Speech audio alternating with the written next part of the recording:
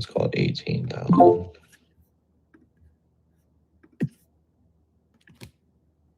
Yo, what's up, Richard? How you doing?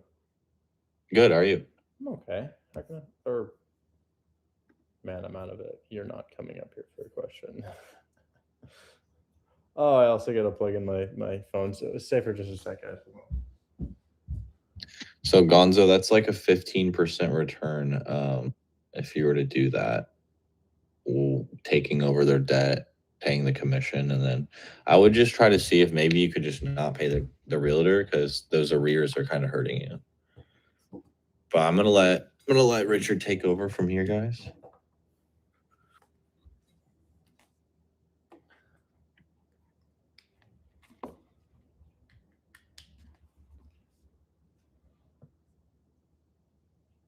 Come on, phone charge. There we go. Computer's charged. Live here.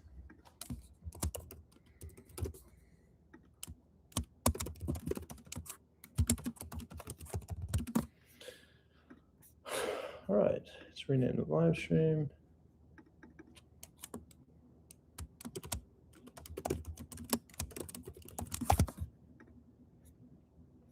Dope. Thanks, Riley. Riley, new group leader, definitely could be something we do. Riley is really successful, and yeah, he's actually great. I mean, he doesn't know it, but he holds a Guinness Book of World Records title for doing a $48,000 deal with a 12-year-old student, which is kind of insane.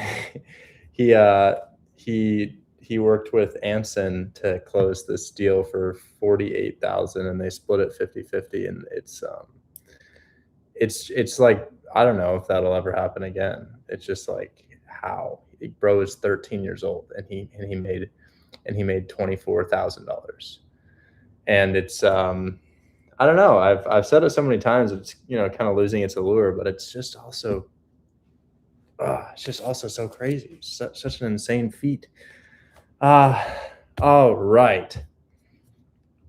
Welcome, everybody or anybody who may be new here. I'm Richard. I'm the host of Hold My Hand Wholesale. We have many excellent teachers in Hold My Hand Wholesale. I try my best to teach you what I know about finding deals through a number of methods. Probably my first method is I show deals in real time. I call sellers and then I call the buyer, and then somebody comes up and they show me their deal, and if I can sell it, I will.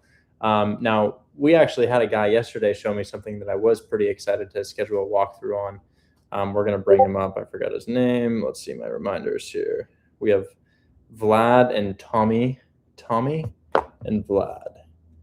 Mr. Tommy looks like a rising star. We spoke to him yesterday, and he knew exactly what we were looking for. And he showed us some really awesome first deals, first effort. Getting properties under contract was just excellent. Where am I based? I live in Portland, Oregon. Where are you based? You say only make the deal with the property owner. I don't know what you mean. I work with realtors too, if that's what you're asking. Can you look at this duplex in Detroit? Yeah, sure.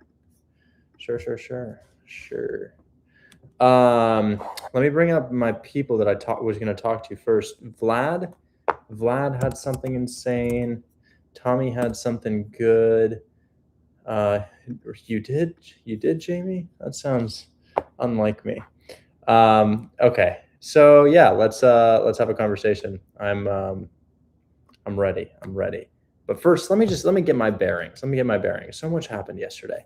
And one thing that I hate is when things fall through the cracks. I don't want anything to fall through the cracks. So I need to follow up with Quade's inspector, Sean, to see if he walked Harry's deal. Sean. Let's call Sean really quick and just make sure he walked one of the deals that we sent him to. So this is the buyer's inspector making sure that they actually walked the deal. Let's see what happened.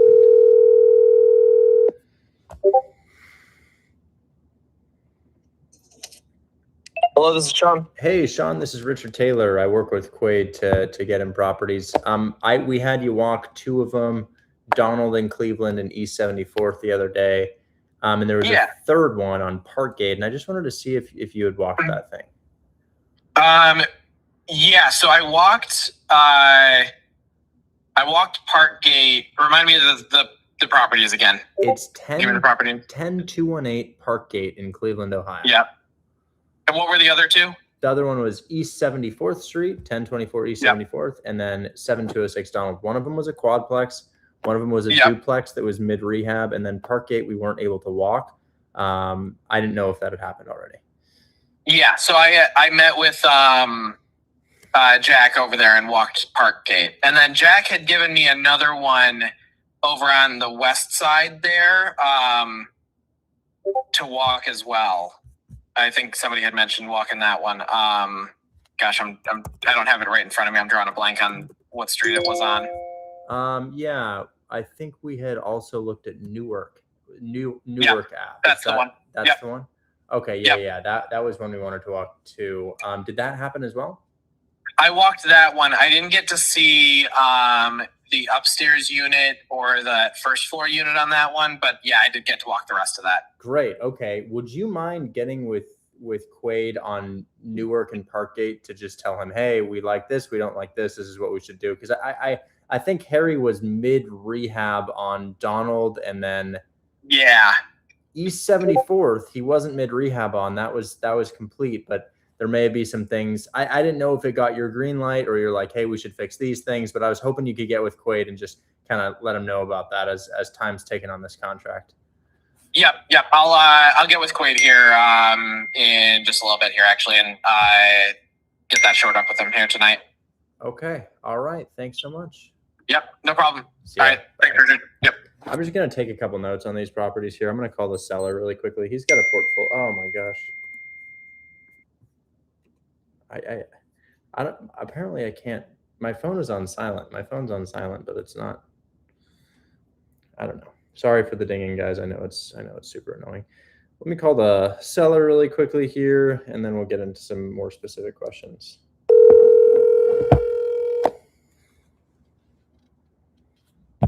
Well, this is how it's done. Mint Merciless.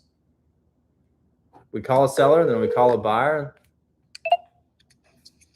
Hey, man. Hey, I just wanted to follow up on these deals that we have here, because I think what I had predicted happened. They're like, they walked the property, it's mid rehab, and now they have to walk it again.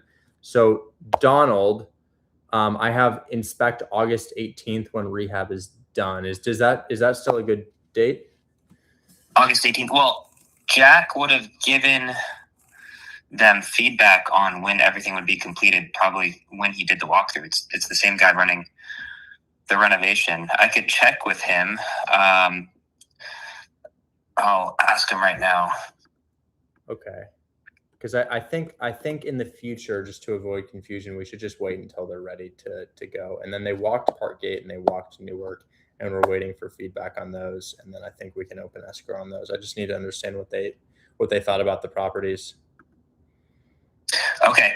For Parkgate and East 74th, that technically was not a renovation. So that one would have needed a walkthrough anyway for their feedback. Okay. So they walked it. We just need to find out what they need to proceed on. So East 74th is ready. We're not waiting for anything, right? It depends on their feedback. But all I'm saying, like Donald, for example, was a renovation project that we were working on. The other two properties were just long-term holds where I was not planning to do any work other than what the feedback was. Okay. All right. Well, I'll get with the buyer here and see. So I guess the only one that we're waiting to finish here is Donald, and then the other three, Newark, Parkgate, and East 74th, those are all holds and just waiting on feedback. Correct. Okay. All right. Let me get with the buyer really quick. Sweet. All right. Talk soon. Bye-bye. Thanks. Bye.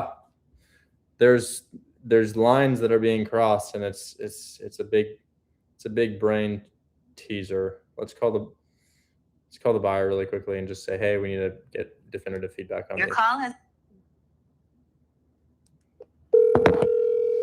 Come on, pick up the phone. Hello, Zen Rocks. How's it going? Hey, man. So these Cleveland, I was just calling about these Cleveland deals that were sent to you. Your guy walked all of them, and the only one that rehab is waiting to be completed on is Donald. So East 74th, that awesome quadplex with the 31% cash on cash return. I just wanted to see if we could lock something in terms of an assignment, or if you have any repairs requested of him. I just spoke to your guy, Sean, and apparently he's going to get with you and tell you about his feedback on those. Okay, perfect. Awesome. Let me get him and Elijah together then, and we get that pushing and locked. I think they've already been pushing it, though. I'm just not on that. I delegated up to them, so I'll have to follow up for that. Sure. Yeah. And just let me know if there's anything that Sean says and says, hey, we need to do these, we need a concession on this, or we need to do this, or we need to do that, and I'll relay it to them, and then hopefully we can get this assigned and then entitle. Perfect. Donald, we're waiting on Renault. East 74th is the one we're discussing now. Okay, cool. And you have a client or two that's like ready to pick things up like this in Cleveland. Yes, I got one that's itching right now. Good, excellent. Yeah, I don't know what their capacity is. Could they buy all 4? They have money. They do well. They're just getting started, so they probably want to see like maybe one done first. I don't know. Let me talk to them. East 74th is the one. East 74th. I would move them East 74th because that rehab, it's not a rehab, it's just a decent condition property. But that is the highest cash on cash return for 250, 4,535 occupied rent. So you don't have to worry about finding tenants. Your PITI is 2,300. So you've double the PITI coming in and rent active already. And then the price that we have it at 31% cash on cash. Gotcha. Okay. Awesome. Let me look into this right now. Okay, great. Yeah, that's the one, East 74th quadplex. Let me know about that. And then if you have other buyers for those, let me know. Okay, perfect. Awesome. Let me talk to the clients and the team and get this going. Okay, cool. And I don't want to overwhelm you. Maybe get that situated. And then we have not more deals, but we talked about Martindale yesterday. Martindale, yep. And then Harding yesterday. And we're waiting for walkthrough details. Thursday at 3 p.m. has passed, but perhaps your guy Muhammad could walk Harding tomorrow. I know they've been slammed. I just bumped the team checking on that right now. Yeah, yeah. You know what? Yeah, just take a breather. So it's like I've been just trying to take care of a lot of things. So I really have the team taking over a lot, especially Elijah. For sure. So I'm trying to just push as much to Eliza as possible because she's super on top of it and taking care of everything. Do you want to do an intro so I can leave you alone a little bit more? Because I hate calling you so much just because I feel bad about it. Definitely keep bugging me because it's good. I do feel like the last few days I have been on just a lot of long calls, this, that, the other. But I would definitely want her LinkedIn. So like anytime you text me, I've got a number. Let me do a quick text intro. Anytime you text me or anything, just text her, and that will keep things moving a lot better. Okay. Yeah. Feel free to connect me with a person because it seems like you're the wheel, you're the entire thing. And right. Yes, Elijah's kind of becoming like my right hand woman. I'm really Angelica's good, but I'm definitely relying a lot on Elijah right now. So I definitely just want to tie her into this, and then I can make the high level decisions, and she can kind of help me with some of the admin work. Okay. All right. Yeah. I would, if you need any tips on virtual assistants or where to find them, my entire operation just runs without me doing anything, and then I call you about ones that students have. But I can connect you with virtual assistants and explain how I outsourced everything. No, perfect. Completely understand. I appreciate it. We've got a few, I think, from you or something. We brought on 3 last week. One before that, 2 last week. So we're getting them trained up and they're going through the systems. We are getting better. I'm just trying to get as much delegated to them as possible. Huge. Okay. All right. Yeah. You guys are crushing it. It's just kind of getting caught down with like my pants when you call me because I'm in the middle of something trying to reach out to them because they've got the notes or no more. So I'm just trying to bridge that gap a little bit. Yeah. I guess just prioritize because I think we still have some time on those other ones. Prioritize probably East 74th. Right now, yeah. Huge. Thank you so much. And I'll try to bug Joseph more about this stuff too. Well, it's just like I wouldn't say bug him about it because then he's just gonna push it to me, and then okay. So it's like so yeah. So if you're gonna push it to me, just let me do it in a text, and then that will help a lot. And then I'm trying to just send notes, like after the end of the calls, I just kind of repeat stuff to you to make sure I'm right. And then I send it to Elijah, and then she's trying to help me push that a little bit quicker. But no, we're doing good. We're making little tweaks, improvements here and there to bridge the gaps. Yeah, you're on top of everything. I just feel bad. I'm like, oh my God, this guy's so No, strong.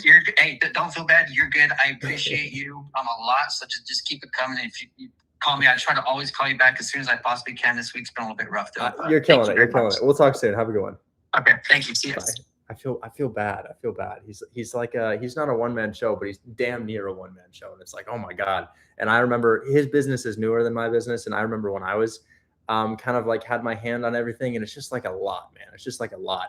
And if you're curious about, because my team closes anywhere from 10 to 20 that I don't have anything to do with each month. And the way that we did that, because we had massive incompetence in virtual assistants from the beginning, like I was just pulling my hair out, wanted to shut down Hold My Hand Wholesale because people were sending deals, the deals would expire, they're not going to buyers. And it's all surrounding two things. In business, one of them is called SOPs, standard operating procedures, creating a path for your employee to follow, and you do not deviate from that path. You don't, it's not, oh, this is my role, but just this one time I'm going to do this. No. You stay on this path. So setting up SOPs, but more importantly, because they won't adhere to the SOPs, you need to sit with them. You need to sit with them for months and months until they learn the SOPs exactly. So that's really what set our operation apart from so many others, because it was terrible in the beginning. It really was. A lot of you remember it. It's just like people sending deals, contracts expiring, nobody to communicate with. And now I never hear a peep about Dispo. I only hear good things about Dispo. And if you have an issue, you can go to support and we get back to you quick on that. You can submit a ticket. But what we really did to get them there is I sat on Zoom with them. I sat on our live Zoom meeting with them, and I did the steps with them every single day. You can't hire a virtual assistant, say, do this, explain it in depth one time, and then actually think that they're going to do it. It simply does not work. They're foreign. It doesn't make sense to them. They don't understand what they're doing. So you hold their hand, just like we do in Hold My Hand Wholesale. You hold their hand and you walk them through the steps, and it's going to take a couple months. But if you do that, I mean, shit, you've just gained a third arm. It takes you like 3 months to grow a third arm, as in working with an employee who can actually just outsource things for you. But you just spend the 3 months, and then eventually you train somebody to train new people on the role. And now I have managers of the company who manage hiring and firing, and they set things up that I just have nothing to do with. And I'm like, oh, wow, you just redid the entire deal checker and buy box cartel, and I had to give you zero input. And guys, what do we think about the deal checker? It's awesome, right? You know, it's great. Anyways, sit with your virtual assistants, set up SOPs, do not deviate from them, spend at least 2 months doing their role with them. And then the other thing that I wouldn't do, that I see, I don't love to speak on virtual assistants because I know it's not our main thing, but the other thing that I see y'all dropping the ball on with virtual assistants, who can be really, really big resources, is you give them a task and then you just say, oh, do it. And there's no office hours. They need to be camera on the whole time. They can take their breaks, they can head out, that's okay, but they need to be camera on the entire time. So you put them in that Zoom meeting and you sit there with them. If you work 4 hours per day, they work 4 hours per day. If you can't handle doing 8 hours a day of work, I get that, it's a lot, but you only have them work 4 hours a day to start out with, and the whole time, camera on.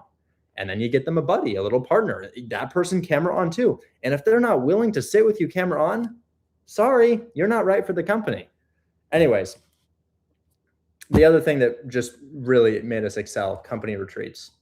Man, we do 3 weeks to a month in the Philippines every single year. I got back about 3 weeks ago from 3 weeks in the Philippines. And we just do the workshop together, and it's just, peak. So peak. It's fun. It's a vacation. It's also productive for work. And when they're happy in their roles, they do so much better in their roles. So a couple tips on employees for me. But anyways, love my team. They are excellent. I don't have a single problem person in my team. We got rid of them all, and they're all great. So that's that. I just have one more call to make before we talk to our people. And that is for the $10,000 assignment fee that we got live on stream yesterday for the address 28-32 Farron. Now, this is a fascinating situation. I don't think I've ever had this happen before.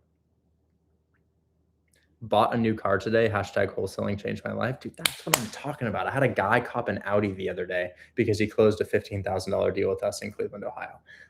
But get this. I wholesaled this house. And you can look it up. It's 2 properties. It's 4 units, 2 duplexes, package deal. The lead comes from a guy in Egypt. His name is Yusuf. He's one of the top wholesalers in the entire program. And he has like 35,000 in closing right now. It's just disgusting. And then more to be assigned as well. So that's with earnest money in. But Yusuf brings me this deal that I sell for $15,000. And he keeps 9,000, I keep 6,000. And then guess what?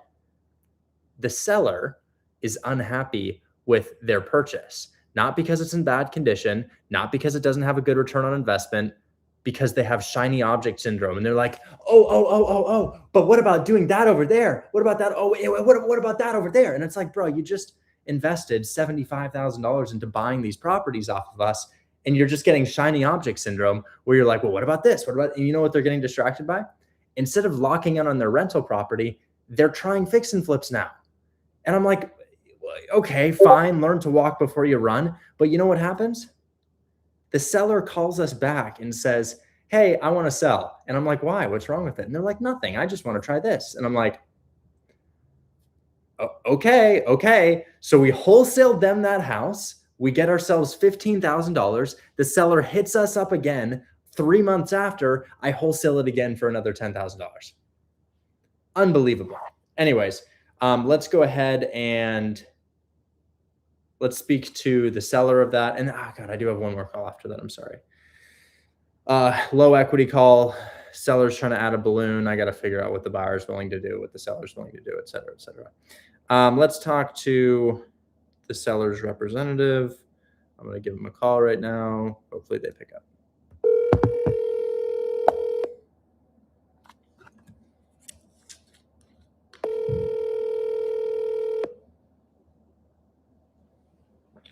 Doesn't sound like it. Doesn't sound, too many rings. Voicemail right here.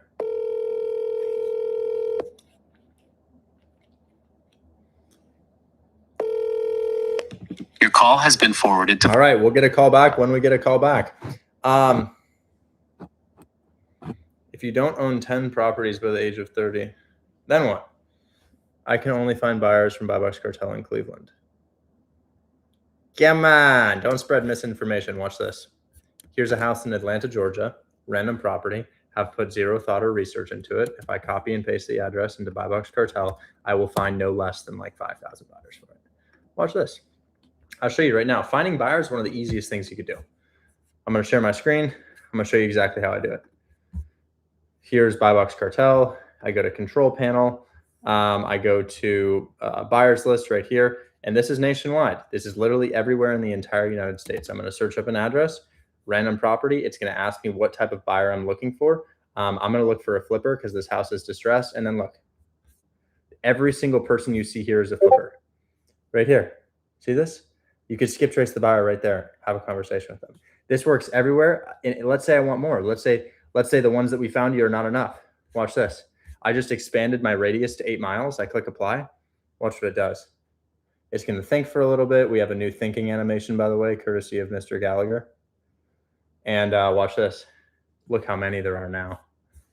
Unbelievable. Those are all just fix and flip buyers. And then here's your subject property. Once again, the neighbor's house. And then you unlock his phone number right there. Or you can look at here and you have 3 pages of buyers right here in just one area. So you can absolutely find buyers outside of Cleveland, Ohio. You know, it's everywhere. It's everywhere. You just got to understand how to use the software, but it's very, very, very simple. Okay. So next call, last call, I think we might have a couple more acquisitions calls, but next call, here's the situation. I try to show you daily wholesale hurdles that we run into. Here's a wholesale hurdle. We lock up a property for free. The seller is accepting $0 down to take over the debt. It's insane. free house, Phoenix, Arizona, love it. So we're taking over his mortgage, not a dime out of pocket to buy that property. Now, what happens? Seller asks us to put in a 5-year balloon. Now, what is a balloon? It means that your lump sum is due at that time. And if it's a low equity property, meaning that they owe exactly what the property is worth, you can't refinance that loan if you don't live in the property. You understand what I'm saying? If you live in a property, you can pretty much refinance the entire value of that property, maybe 90% of the value of that property. However, if you don't live in the property and it is an investment property, you can only take out 75%. So when you say, hey, you need to refinance me out of this deal in 5 years, I'm like, sure, but I can't. You're low equity. You owe what the house is worth. The property's not going to appreciate enough during that time.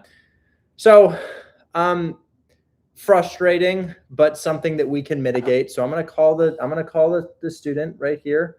When I say student, it is a student. This is actually a person who reached out to us within the community wanting to sell us his house for $0 down. And we have to try to explain this to him. Now, I don't think we're going to fully explain. Well, I think we're going to explain it, but he's telling me he needs more money for a longer balloon. And I'm like, man, this is not what we talked about. So he, as sellers do, switching up terms when they've already agreed to it. So we'll call him and we'll have a nice conversation, see what I can do to negotiate. Right. If you record your name and reason for calling, I'll see if this person is available. Richard Taylor, your property.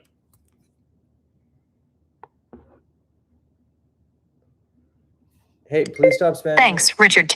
Don't spam. Hello? Hey, I was calling for Oscar about a property in Goodyear, Arizona. Yep. Hey, man, my company is under contract with you on this property. My name's Richard Taylor. You know what I'm talking about here? Yeah. Richard. Hey, man, hope today's going well for you, but I wanted to see if we could figure this out because I get that there was the assumption that this was a loan assumption and that we're doing something slightly different, and I get that works for you, but on some slightly different terms. So I wanted to see if we could come here together quickly and see if we could figure something out, because I already have this assigned to your end buyer and in escrow. So I think we can get it done, but we just have to figure out what you need and what the buyer needs, and then find a happy middle ground. Uh-huh.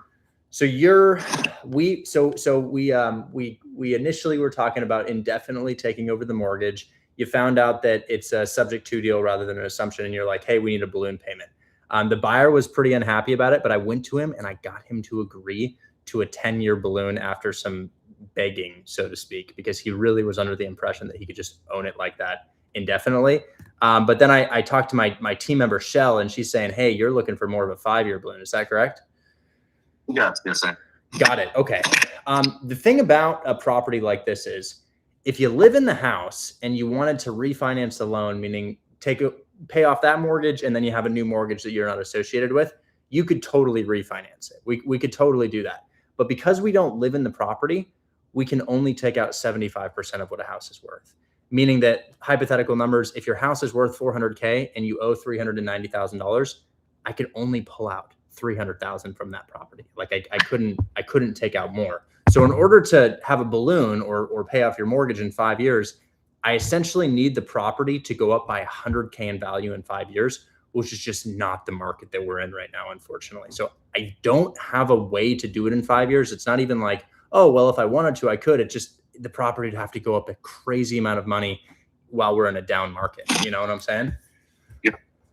So we want to get this done, but the buyer doesn't want you to have to take the property back on the 5th year when they're unable to refinance. So that's kind of the reason for the 10-year balloon, so that we can build enough equity to do it. But what I will say is it's going to be offset from your credit score. You'll be able to qualify for new loans, new car loans, new credit cards, new mortgages, because you'll no longer be responsible for that payment, if that makes sense.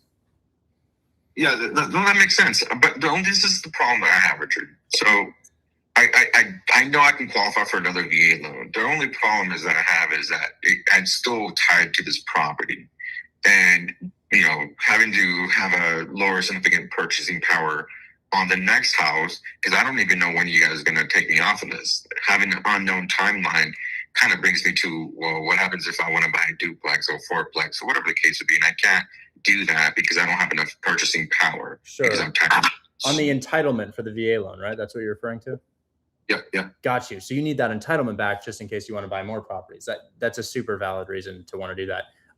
I'm proposing that we just do a balloon that allows us to build enough equity. So I was hoping that we could have a definitive, like your mortgage fully paid off on year 10. And then the other thing I'm thinking is most veterans have about 750K of entitlement on their VA loan, sometimes more based on wherever they live. So I'd imagine that you could probably buy another one, but you're right. Probably buying another property would be a bit of a headache. But if we have a definitive date on year 10 that yes, this mortgage is paid off, you're completely done with it, no more interesting arrangement. Is that something you'd be willing to work with? I mean, like I said, I didn't mind doing the 5 years, but again, I don't want to be tied to this property for 10 years if you guys are not willing to barter here a little bit, because obviously I'm leaving you guys a free house. We haven't signed nothing yet. Nothing. We're just talking phase right now. That's where we're at right now with this deal. I would like to do 5 years.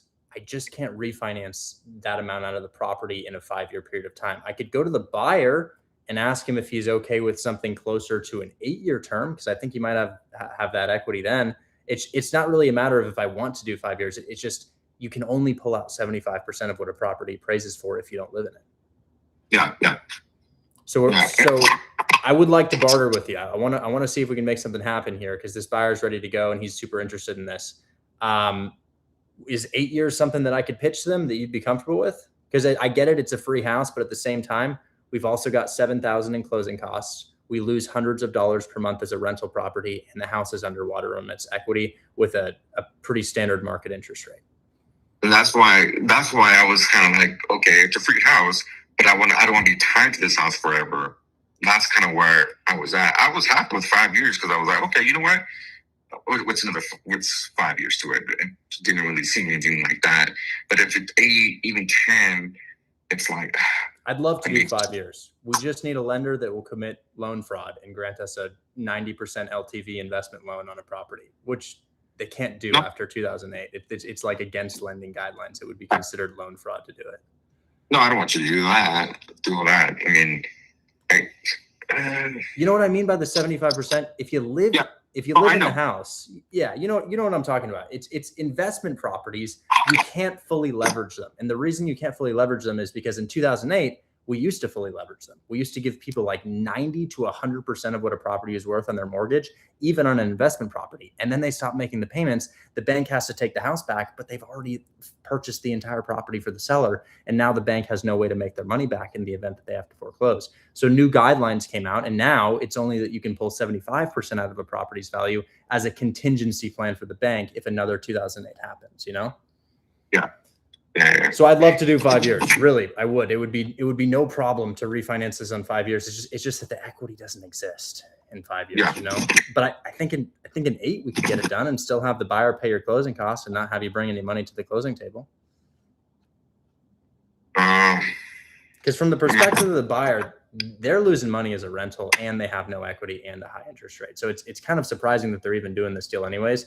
But I was surprised that they agreed to that balloon too. But maybe I can get them down another 2 years if you're open to it. Yeah, I don't know about that, Richard. I'm gonna have to reevaluate this because it doesn't seem feasible for me right now. Now you said to Shell that if you were given another $4,500, you'd be happy to wait the 10 years. So you're saying you wait the 10 years, but you need $4,500 from the buyer. Yeah. Okay. Well, maybe we could do 10 and work, because Shell told me that you signed the contract. Is that not what happened? Maybe I got the wrong information. I never signed the contract. I just asked her to send me the contract so I can have my attorneys review it. And then we were going back and forth in the stipulations. And I asked Shell, I was like, hey, I don't want to be tied to this house for, whatever the timeline is. And it could be forever. And that's what I was worried about. We definitely don't want it forever. Definitely don't want you to be in this arrangement forever. So we can definitely throw in a definitive, this is paid off date. I have to go back to the buyer and kind of just change around the terms. So I want to work with you. If we did the 10-year balloon, is there an amount below 4,500 that you could agree to? Because I got to go to my buyer and say, hey, I know we just said this, but I'm actually going to switch up the terms on you now. I mean, I can knock out $1,000. I mean, if we're going to do 8 years, but it doesn't make sense to me right now to I was hoping a smaller timeline. Me too. It's just like we're saying, hey, draw me a circle, but make sure it has 4 sides. It's just I'd love to draw you a circle, but I can't make it have 4 sides, not even out of desire. Just equity doesn't exist. So how about this?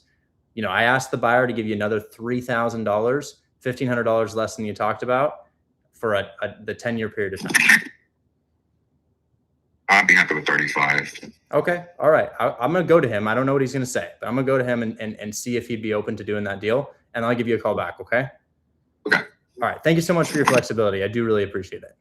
Not a problem. Thanks. Bye-bye. I get it. I don't know why I was communicated to that this was signed and under contract. That's what I was told. I'm kind of like, damn, why did my team member tell me this was signed and under contract? But we can make this work. Okay. We can make this work. We're going to call the buyer now, and we're going to see if the buyer will go up 3,500 and say, hey, seller's unfortunately asking for this. I know, hate me. I'm so sorry about this. I know this is not what we talked about, but this is just what's happening. So let me call the buyer. His name is Jason. Maybe he's on stage. Maybe Jason's in here. RR is his username, RR. Not in here. I don't know if I did very well on that, guys. I tried my best. But we're going to call Jason Ellis really quickly. He's the buyer. $3,500 increase.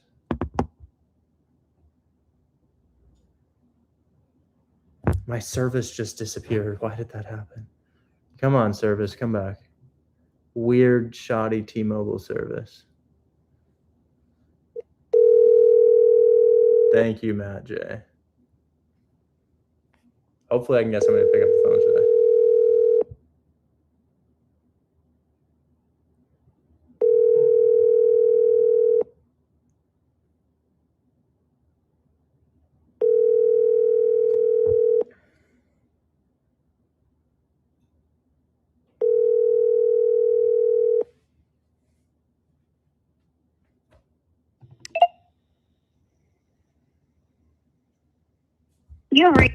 Okay, he's not available right now.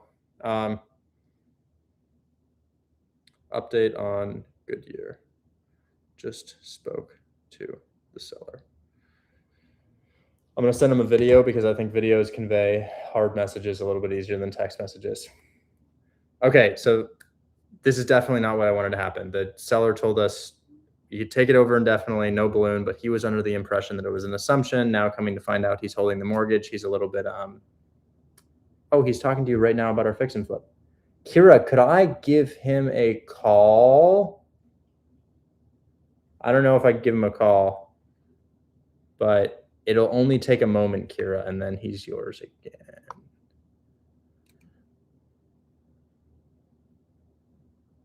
Well, set a 20-minute alarm. 20 minutes, counting down. What room am I in? Kind of my kitchen / living room. Yeah, I got the table right there, and then we got the kitchen right there. Kind of kitchen / living room. I guess kitchen. How'd you get so good at asking the right questions on the phone? What helped the most? Failing. Being bad. Being willing to be bad. You have to be willing to be bad, in everything. It's like you see a skateboarder and the skateboarder does a kickflip, and you say, how did you learn how to do a kickflip? By eating shit multiple times. By the way, Instagram may ban my audio at any given time for any reason. So let me know if that happens. It's not me. I'm not clicking mute. But you just have to be bad. You have to be willing to be bad at things. Like, think about anything that you're good at. How did you start? Bad. You started bad. So yeah, that's it. Are there certain regulations in states that stop you from? Yo, fighter jets above me. I like my planes. I just don't like to ride it. Oh shit! It's an F-35. Cool. Do you guys hear that? Was that audible? Cool. TikTok, I'll show you. Check this out. Maybe you can see it. See that jet? See that guy right there? Oh, it's not visible. It's too far away. Well, whatever. Okay. Do you live near a military base? No. Well, shit, I don't know. Is there a military base near Portland? Probably near Vancouver, Washington or something. I don't know. Y'all got a lot going in Oregon. I don't know what the Jets are up to right now. I was answering a question and then I got distracted. Please explain how learning works for a newbie if we subscribe for your monthly class. Yeah, sure. I spend about 3 to 3.5 hours a day live. And while I'm live, I call sellers usually for the first hour or so, and I call buyers, and I handle issues associated with wholesaling, and I share my screen so that you watch my screen as I'm going through that process. And then usually for the last 1 to 2 hours, I'll bring people up and we'll take questions. Oh yeah, there is a base really close to me. I didn't know that. Anyways, so here's something cool. Look at Brock. Brock just got his first assignment fee. It's a tiny little assignment fee, but mine was kind of similar to this. Got my first assignment fee from 3815 Bank Street in Birmingham, Alabama with Troy. Thank you to your team for everything. First of many to come. Dude, awesome. I'll admit, small fee, but proof of concept shows you that it's real. Proof of concept is sometimes more important than financial gain. So, okay, guys, should we do questions or one or two more calls? Should we do questions or 1 or 2 more calls? Omar, I got you. Calls. Omar, your deal is fully saved. Everybody's all signed up. Everything's good. I don't know if you knew about that, but I mitigated it. I talked to your seller. I talked to the buyer. I talked to the lender. I got it all squared away. So $10,000 coming your way, Omar. Super hyped about that. Okay. Let's look at some leads. I get submitted houses to call on a regular basis. This one's in San Antonio, Texas. I saw your video about taking over houses. I'm in a hard spot with my mortgage. I can't afford it. Plus selling would only get me 10K. Would you be interested in it? Okay, cool. So let's see if we can get the seller to give me your house.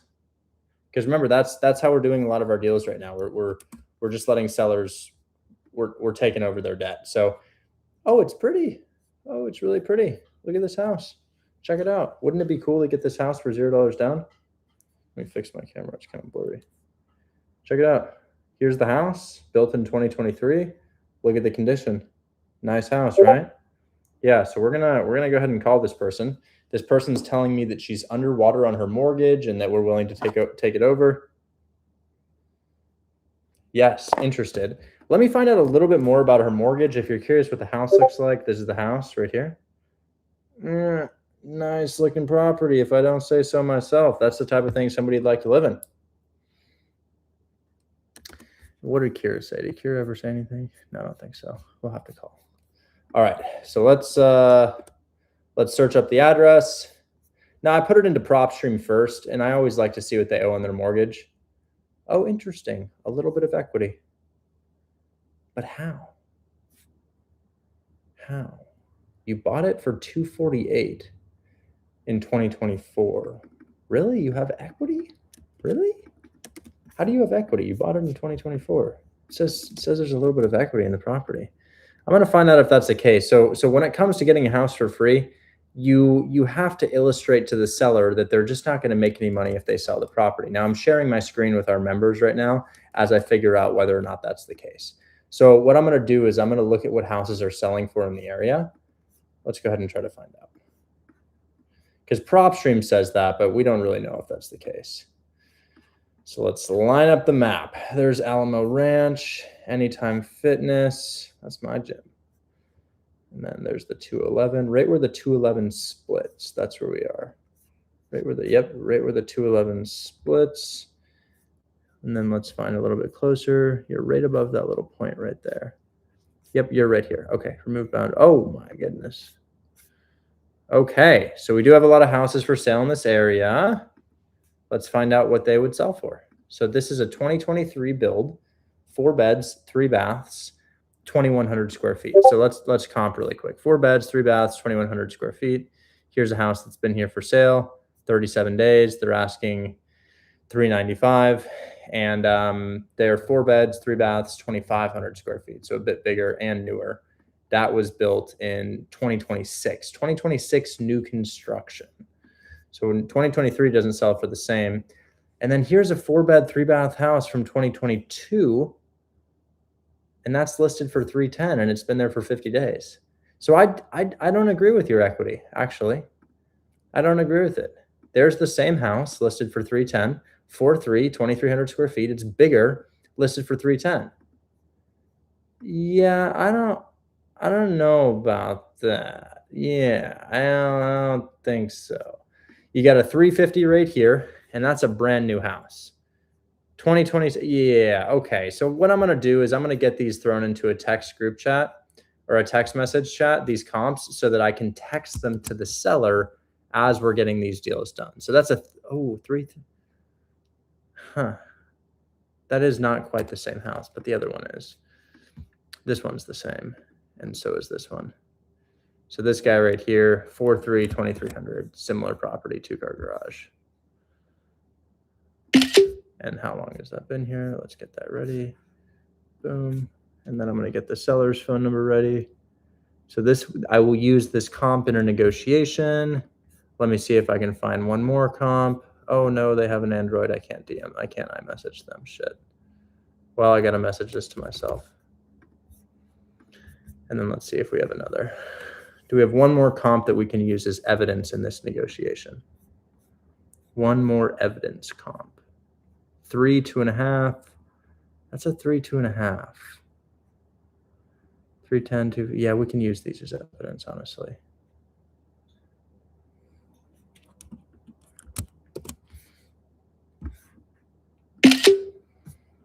Okay. Text those to myself. Save the message.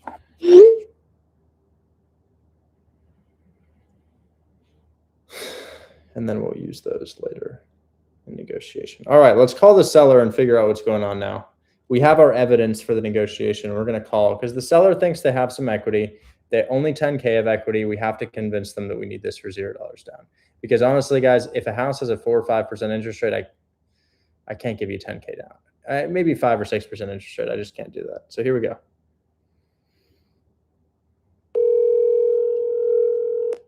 Your call has been forwarded to an automated voice message. All right, Cassie doesn't want to talk. She's going to be like, oh, I'm so sorry. Hey, Cassie, you DM'd me your house in San Antonio on TikTok the other day. I was just giving you a call about it. Cassie doesn't want to talk. So we'll let that message sit for a sec. Let's give her another call.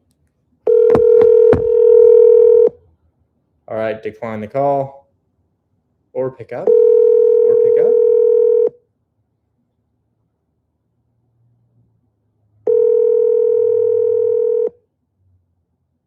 Thanks, Gracie.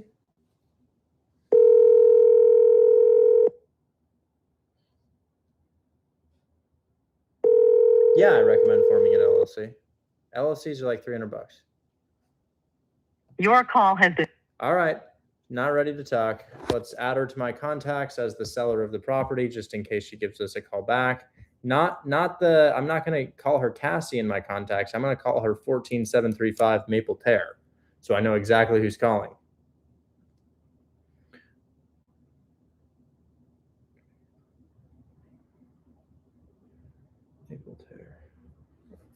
And now that buyer who we were going to extend the balloon term on, he just texted me, so we should be able to give him a call now. Let's give him a call. LLCs vary from state by state depending on the service you use.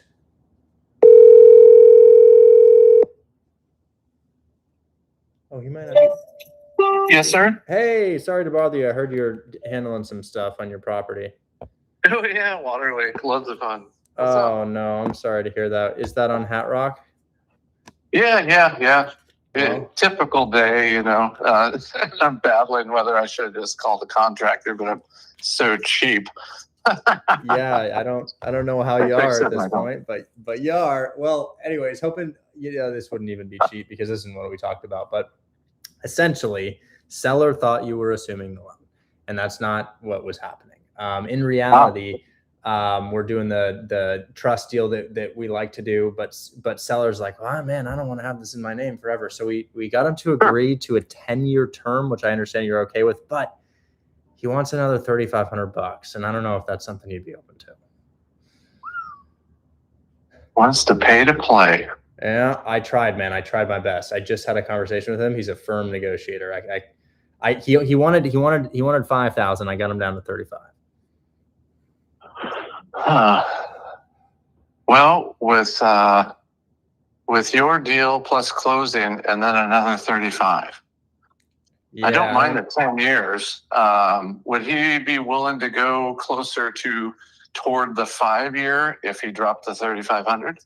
He wants the 5-year term, but I advise against the 5-year term because your refinance expectations are shitty. You can only pull out 75%, and I don't think you're going to appreciate by that much in 5 years. True, but I could sell the property within the 5 years. Yes, you could. Yes, you could. So yeah, and that's with tenant buyer. My contract's 2 years, so I could probably get him to do 5 or 6 years without the 3,500. Let's see. Okay, let me give him a call. I love creative finance. Let's give him a call. It's live right now. We'll see. Oh, hello everyone. Hello. All right, talk soon. 1 sec. All right, now we go back to the seller. I'll split the 3.5 with him. If you want to buy a house for $0 down, I've got a 2.3% interest rate in Houston, Texas, that I would sell to you for $5K down. Okay, I give you my 2.3% in Houston for $5K down, and I've got another one in San Antonio that I own, and I would give you that for truly $0 down. I would even, hesitant to say this, but I have to pull this card. I would pay the closing costs, so it's truly free. No closing costs, no down payment. Address is 9711. 9711. Chelsea Circle. Instagram might block my audio for saying that. They might block my audio for saying that. I'm sorry. Let me call the seller back really quickly.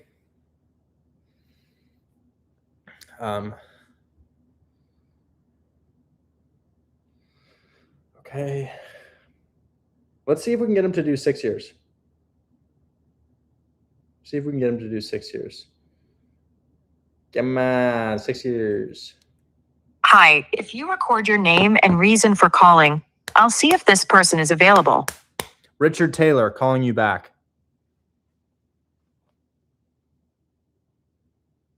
How do we take you up on Chelsea Circle? I can give you a call. Interested? I'm in Houston. Oh, we have multiple interested.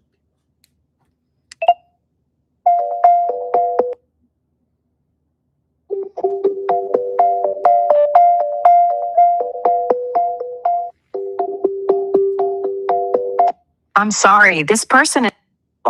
If you would like to leave an additional message, please reply after the tone.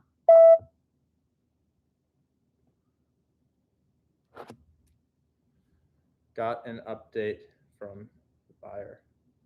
I think we can make this work. Free for a 1-minute call. Let me add them to my contacts too. Add to contacts, create new contact. Goodyear AZ seller. And let's see if he gets back to us. All right. Well, maybe he will get back to us in just a moment here. I'm not sure what he's up to now. Last call of the day, and then I am fully yours for questions. So I found an amazing flip in Detroit, and I would like to walk the property. Houston address. Yeah, Pam, 13206 Clifton Hill Lane. It's for rent at $2,500 right now. Yeah, here, let me show you my Houston address if you want that. Houston, 5K down plus closing costs for this. This is the lowest interest rate ever offered ever. That's the Houston one. Your total cost of buying the Houston will be 5 plus 6, 11K total. Your total cost of buying my San Antonio one is 0. I will pay for the closing costs too. I owe about 290. It's worth about 260. I'm underwater on it. Why is that not a problem? Well, you get to own it indefinitely. You get to own it indefinitely. So yes, you're underwater on your equity like so many other Americans are, but your payment's only $2,300 and you have a fully free house, $0 down. I will even pay the closing costs. And this is the address on that one.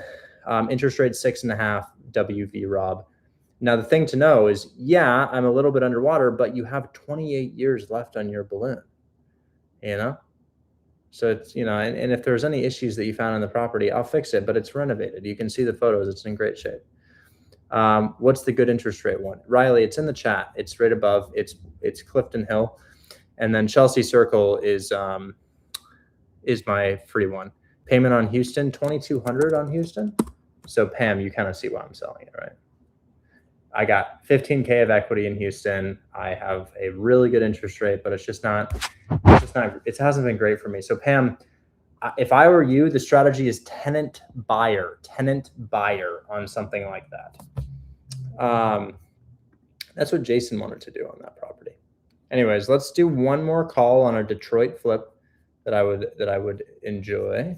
I have a really awesome fix and flip in Detroit. I'm hoping that we can make something happen with it. Do we think the agents are picking up the phone? Absolutely not. An agent picking up the phone is like the last thing they would ever do. I wish that weren't the case. Let's see. I am going to go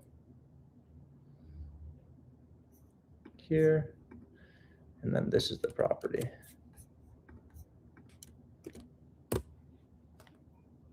Text Joseph. Any word from... What do you want to say?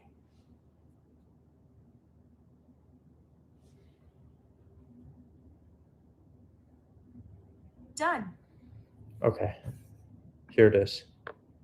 So I really want this. We'll call the agent, but you know the agent won't pick up. I mean, maybe they will. Maybe I'll eat my words. This is how you call a fix and flip, guys.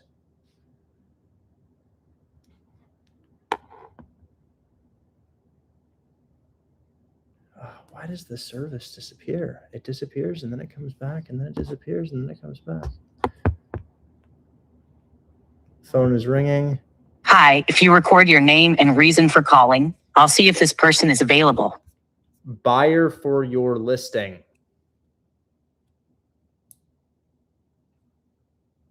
Thanks. Please stay on the line. Do I think Minneapolis is good? Yeah, I own in Minneapolis. I love my property in Minneapolis. How do you find deals in Vegas? Market is expensive. Just fix and flips. Look for distressed houses in good areas. But you don't have to do deals in the area you live in. I live in Oregon. I don't do any deals in Oregon. Is this recorded? Yes, I'm reading your comment. Actually, I'm sorry, this person is not available. If you... Sure. Briefly, though, update is buyer is willing to do 6 years balloon. I'm not sure why he's agreeing, but he did. Is this doable? That was to call Joseph, but okay. Will do. Okay. Gosh, why are agents so bad at their job? I'm gonna try to skip trace the seller. I never do this, but let's just try a quick, fast people search on this because I'm just tired of this, man. I'm just tired of this. I want a seller to hold their agent accountable for not picking up the damn phone. How many deals have you done in Minneapolis? Maybe only 1 or 2, but I own one of them. Holy shit, age 105. I just can't imagine that you're still alive. Let's find out who the actual owner is. I have met a 107-year-old woman. One time when I was in the Philippines, I took a 16-hour bus ride through the jungle on unpaved roads to meet a woman called Wong Odd, who is the oldest living tattoo artist ever, featured on the cover of Vogue magazine. And I watched her tattoo my business partner. I refused to get the tattoo because I saw her using the same towel full of other people's blood in the middle of nowhere on the same people's tattoos. So bloody towel, exposed wounds, somebody else's blood, wipe that shit on your arm. And I was like, oh, absolutely not, absolutely not, absolutely not, absolutely not.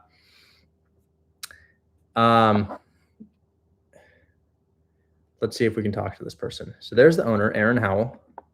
Can we contact Aaron? Do we have a phone number? Yes, we do. Yes, we do. Hello, Aaron. Hello.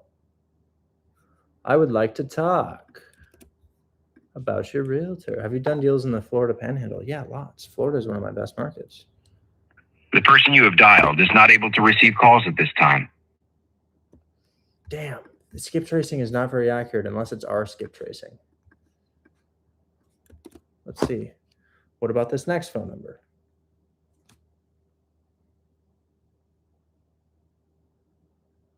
Por favor, deje su mensaje para 3133.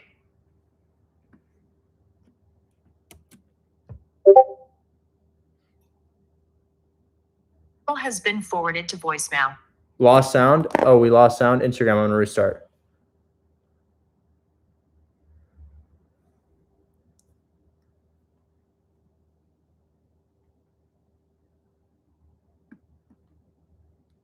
Okay. Well, I don't think we can reach him on these. Oh, here's the Maple Tear. Maple Tear, Maple Tear. Maple. Hello, Richard Taylor. Hi, Richard. It's Cassandra. Hey, Cassandra, how you doing? Good. How are you? Doing really well. I was just calling about the Maple Tear property. I saw that you had sent us a DM about this. Definitely, yeah. Yeah, super interested. So this is this your primary residence? It is, yes. Great. And house looks beautiful. And you're still living in the property? You've already moved? I'm still here, yes. Okay, got it. Okay. So I see that you were looking to have somebody take over the debt on this, huh? Yes. Okay. I think we could definitely do something like that. Are you familiar with the way that we take over debt on property? I'm kind of familiar, but like I might not be like versed in it. So I'd like you to explain it a little bit. Got it. Okay. So we pair people who didn't qualify for a mortgage with people who are looking to get out of their mortgage.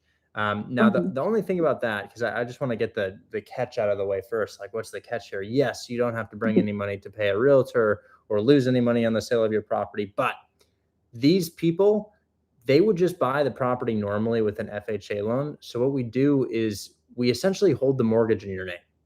You keep the mortgage in your name. We transfer the title to somebody else. They pay the mortgage for you. If they ever stop paying the mortgage, the property immediately defaults back to you. Now that does get offset on your credit score. But the thing is, if they miss payments, that does negatively impact your credit. So we structure it such that, hey, if this person misses payments for a period of 90 days, or a period of 45 days even, where they haven't made payments, house goes right back to you. So yes, they can take over your mortgage. And we do have people who are interested in that. But I do have to let you know off the bat that it's not a perfect solution because you're technically doing seller finance. You're holding the note for the buyer. So I just wanted to get that out of the way first and foremost. Okay. Yeah. That makes sense. Okay. Well, if that's something that you're open to, what I would say is we could probably find somebody who wants to take over the debt on this. What are you looking to get for the property? You mean for like a monthly payment? No, the monthly payment's the mortgage. Like what sort of price do you think this thing would sell for? I haven't done too much comping here.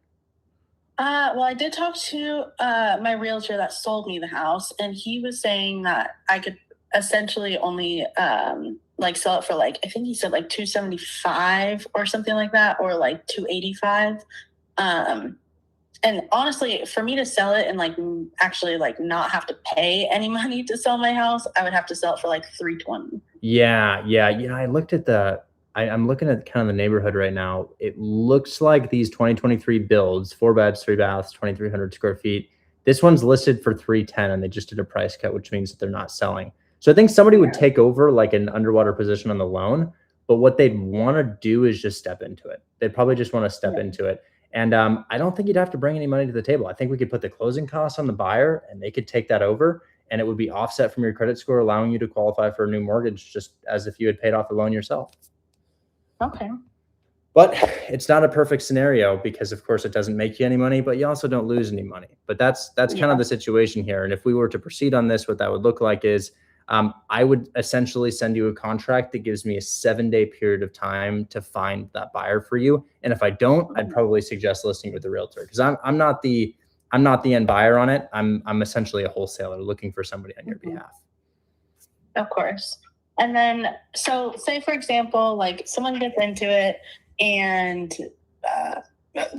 for whatever reason, I want to take the house back for what I don't imagine I would want to do that. But if for whatever reason I did, how would that work? Well, it's a sale, so we can't just take the property back. The person would have to default, meaning 45 days of no payment, and then the house would come back to you. So whenever I sell my houses like this, because I just sold one of my properties in San Antonio like this, I always kind of hope that they miss payments, because what happens if that's 10 years down the line?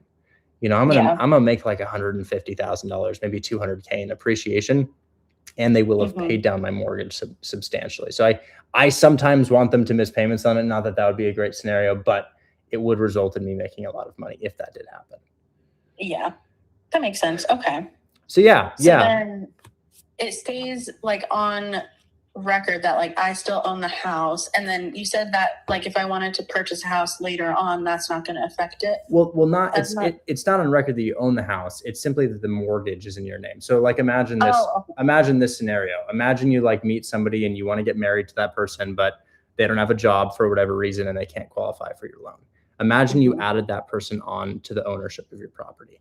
They would be the owner of the property, but that doesn't mean that the mortgage is in their name. So mortgage and ownership are totally separate. Another scenario that you might see this in is like a year ago, my grandmother became incapacitated. She was no longer able to make good decisions. So we essentially added my father onto the ownership of her property so she didn't get scammed. But she still has a mortgage. The ownership is in my dad's name, so she doesn't make a poor financial decision, but the mortgage is still in her name. So we're essentially going to find somebody who says, hey, we're going to add them on to the ownership of your property, keeping you on as a 10% owner, just in case this person messes up and we need to fully kick them out of the entity that owns the property. And then you become the owner again. But it would be their property. They would be the legal decision maker for that property, but your name still stays on the mortgage. So that's kind of the catch if we're to do something like this. Okay. That makes sense. Yeah. And then am I able to say like, okay, in October or November, that's when I would want them to like take over it? Or does it kind of just happen whenever someone becomes available? We could, I can usually, because I mean, it may be something that you're looking to get out of, but imagine you went to one of your friends, you're like, hey, $0 down property. We just take it over and you don't even have to qualify for it. People are really interested in buying these scenarios. So I could kind of find somebody whenever. If you want to do it in 3 months or a year, we can make that happen. Okay. Because I still need to I need a little bit of time to figure out where I'm going to go, because I have a plan of where I'm going, but I need to kind of get it going, if that makes sense. For sure. So I'm thinking like October or November. Okay, great. I don't know if that's too far out or not. Not at all. Are you looking to stay in San Antonio? Because we got all kinds of people in the same situation in San Antonio. We might just be able to move you into one of these agreements if you wanted to stay in the same area. So actually, my plan is I'm going to get a camper and hit the road. Oh, cool. Really cool. Okay, yeah, that's a much better plan than San Antonio. Okay, well, yeah, I'll tell you what. I saved your name as your property address in my contacts. If you ever give me a call, I'll know exactly what it's about. Perfect. Okay. So once I have like a for sure date, like, okay, I'm ready, like, let's do it, I would just reach out and we'll go from there. This is my personal cell, so you can absolutely reach me here. Okay. Perfect. All right. Thank you so much, Richard. I'm excited. I'll definitely get this going on my end. All right. Talk soon. Thanks so much. Bye-bye. Okay. Sounds good. Bye.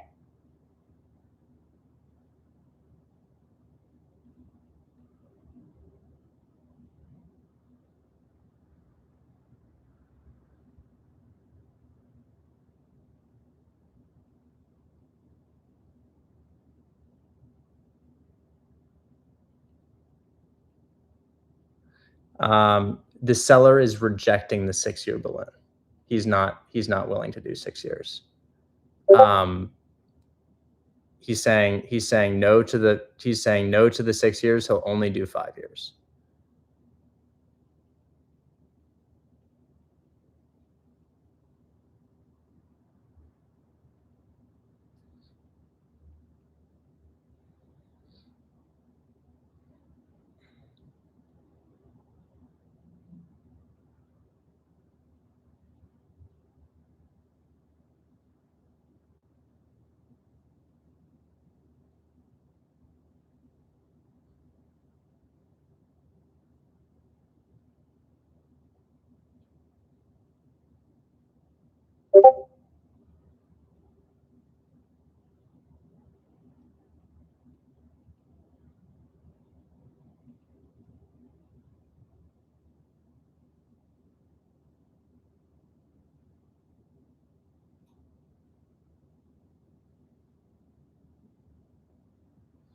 Let me call him back.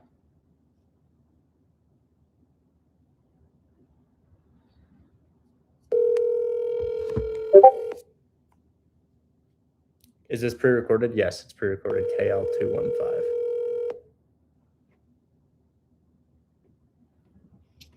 Yes, sir. Hey, seller is standing his ground at 5 years, even though he just agreed to 8 years with 3,500. So what should I go to him? Should I say no to the 5 years and say we're only willing to do 6, or should I say yes to the 8 years of the 3,500? I'd rather keep the 3,500 out of the deal. My contract's 2 years, so I'm pretty confident I could sell the home.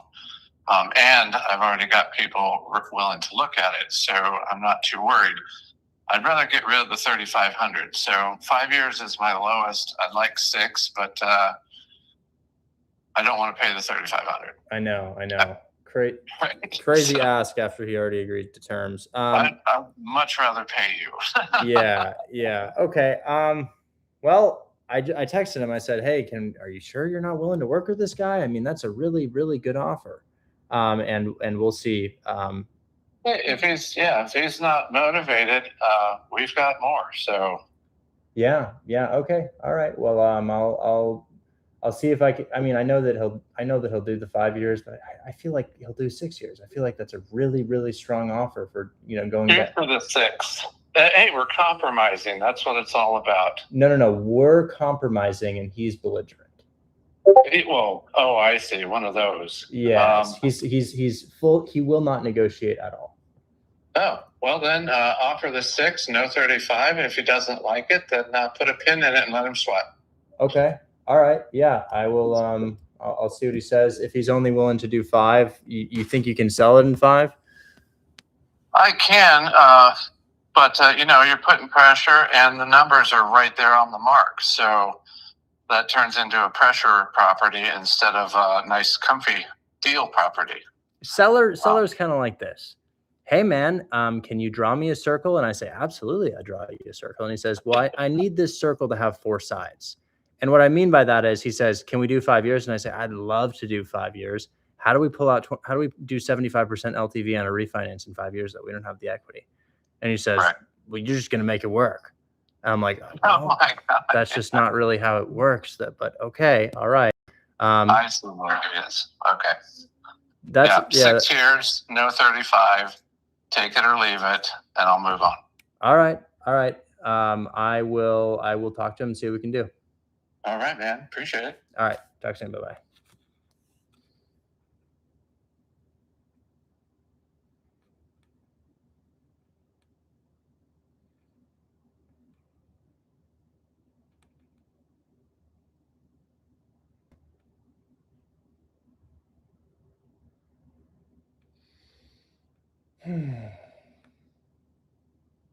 What's the alternative? He sells the property on market with his realtor and loses $15,000 on the sale. Remember, he approached us and asked us to do this, and then he decided to flip the script on us last minute. I just don't understand it. All right. Okay. All right. Not much I can do there. Last call of the day, then I'm just going to do questions. I'll hold my tongue.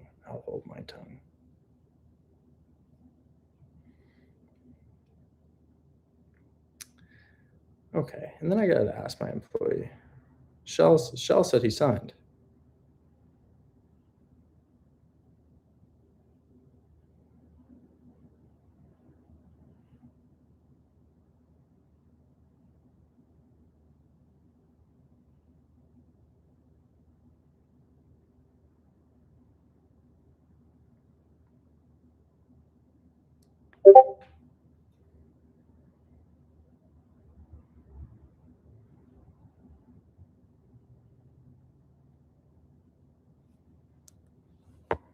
Why do your bot accounts keep calling me? They want to scam you with cryptocurrency.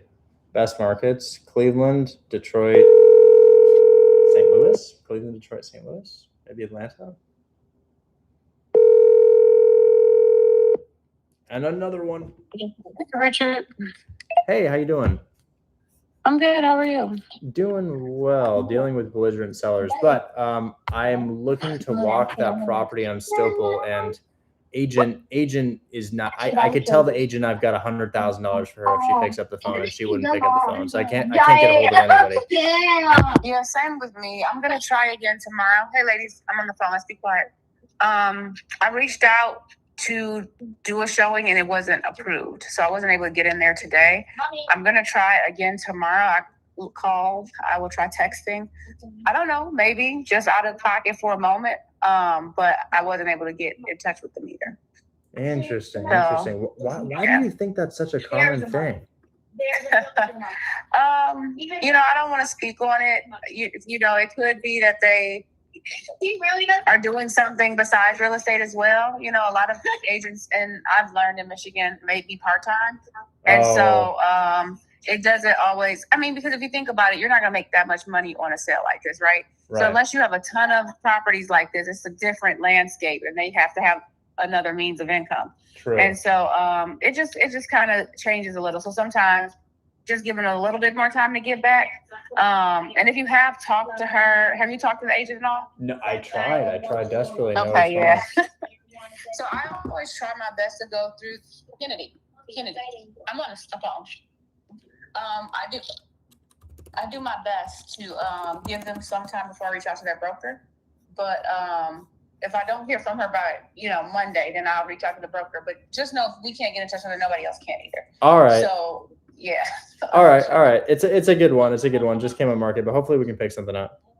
Okay, yeah, and I'll let you know. I'm gonna try again for tomorrow. Thank you so much. Really appreciate you. You're welcome. Of course. All right, bye. Rough, man. Rough. I don't know what to say. But we're gonna do questions now. I'm all done. All right. I'm yours for questions. Richard, did you just follow me and sell me crypto? Come on. You know the answer to that question. All right. I want to say that Tommy was first. Tommy, you and I were going to talk today about a deal that you found that matched our criteria. I think we're going to have to do a concession after we walk it. But what were we talking about yesterday, Tommy? So got it locked in at 112. I think where we're at now is I still have the realtor wanting to get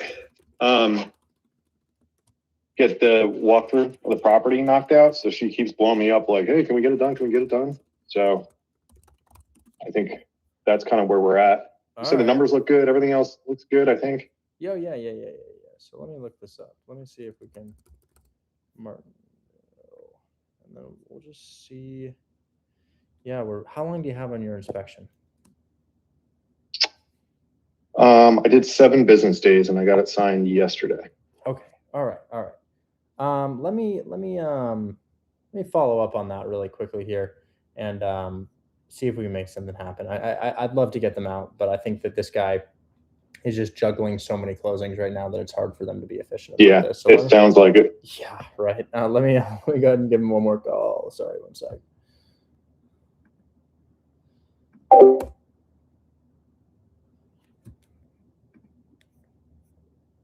has been forwarded to voice. Bro's also on Do Not Disturb.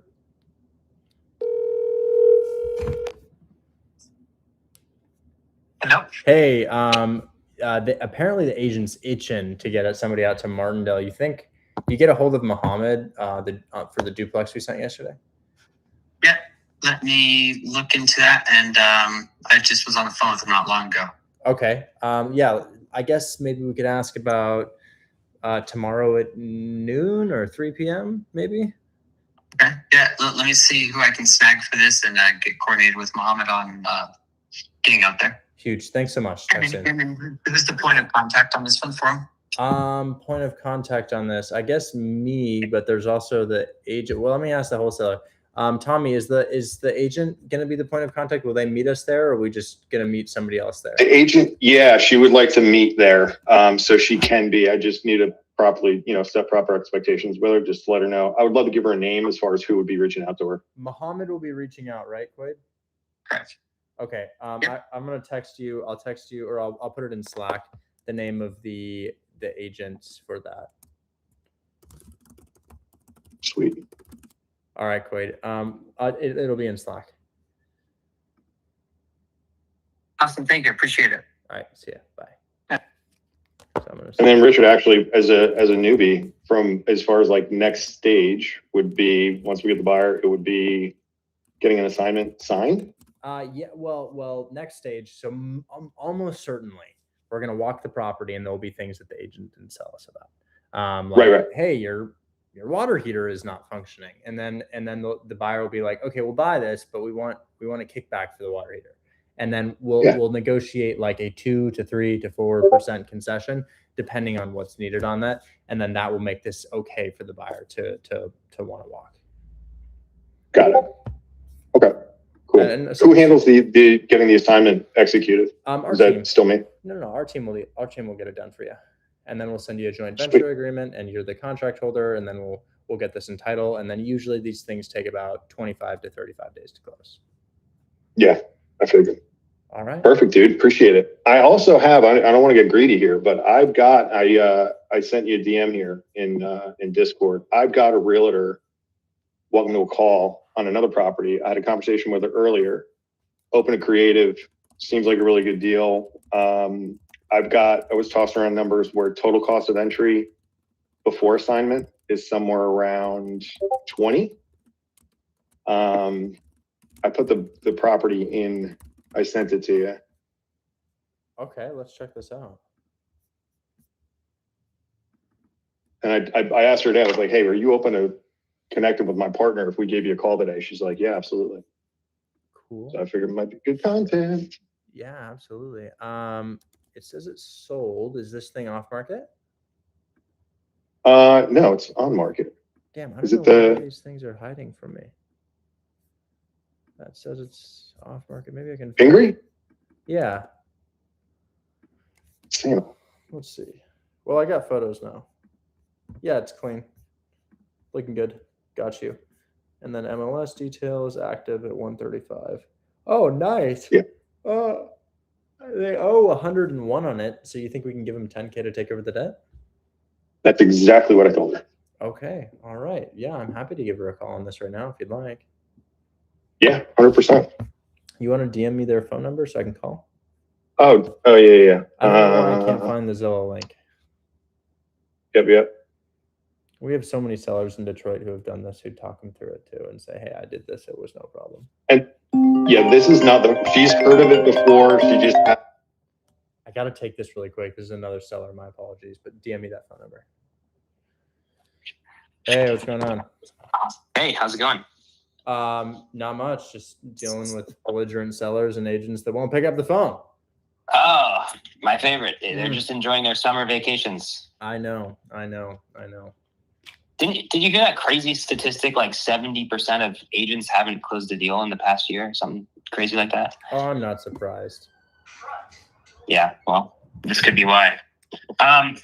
So, I mean, I would really we're happy to do nearly any repair that's requested. I don't know if we've got a consolidated list of what they want, but also we would certainly prefer to do those repairs after they've submitted EMD so that we know there's at least some 100%. sort of legitimate buy-in from them. So buyer is getting with inspector on East 74th first to figure out if there's anything. I just had a conversation with him about that, and we should hear about that probably by tomorrow.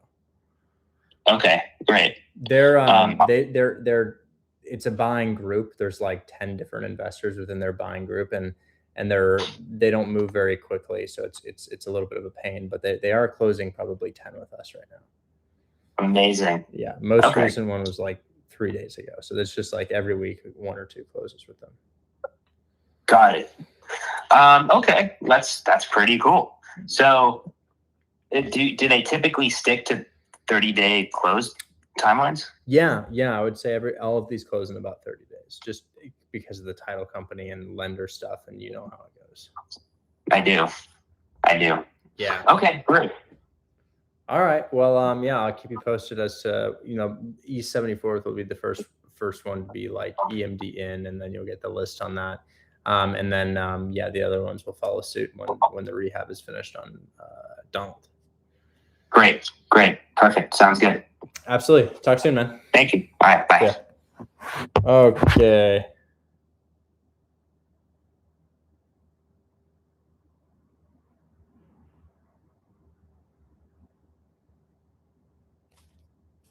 All right. Sorry about that, man. Let's give him a call. Sheena? Yep. Sheena.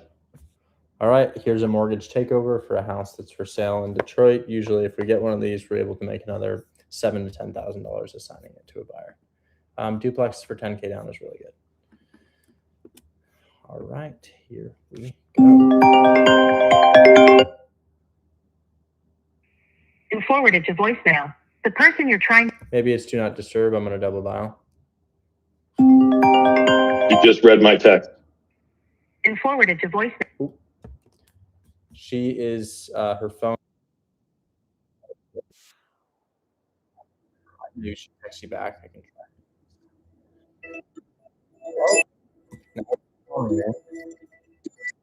I gotta call her though. It won't let me pick up these calls on my phone for whatever reason. Here we go. Please pick up. Telephone number. Oh shit, dude. I'm about to lose my marbles. She's gonna call me back. I literally can't take this. It just won't let me. So she has to be able to pick up the call, but maybe she's in the same boat. So I'll text her and see if she can give me a call.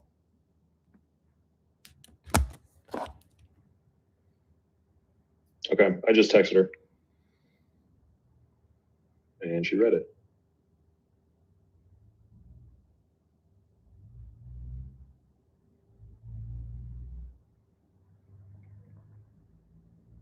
This is the realtor that ordered the 10-piece while I was on the call with her. She ordered a 10-piece while you're on the call with her? Yeah, and she said specifically made to order. Made to order. I was like, that's the first time I heard a drive-through hack like that. Love it. Yeah. Love it. That's why they guarantee they come out hot. I was like, okay, I'm taking notes. Let me call. Here we go again, but I don't think it's gonna let me, please. She's in the process. It's been forwarded to voice. What could that possibly be? She's not on Do Not Disturb. My CRM just won't let me pick up the phone. Well, she's got to call the number that just texted her. If she can call the number that just texted her, I could help her out. Hold on. Sammy, I just watched that scene and it was excellent, to say the least. Okay. Well, if she's able to call, she's able to call. I'm gonna move on, but I will pick up if she calls. Okay. All right. Well, and just specifics of that, that's literally the number she said. I confirmed that it is 102 that the seller owes. I think it's a divorce situation that she's going through. Was looking to get 10 on it. So we got to confirm mortgage payoff. I just don't know. Here she is. Hello. Hi, this is Sheena. Hi, Sheena. I'm so sorry we were playing phone tag. My phone would not let me pick up that call, so I had to call you on my cell phone here. How's your day going? It's going pretty good. I got sent this property in Pingree. Am I saying that right? Pingree in Detroit? Yes. I'm interested in this. I've got 6 units in Detroit right now, and I've been taking over sellers' debt on these things. So yeah, I wanted to see if we could come to an arrangement that made sense here.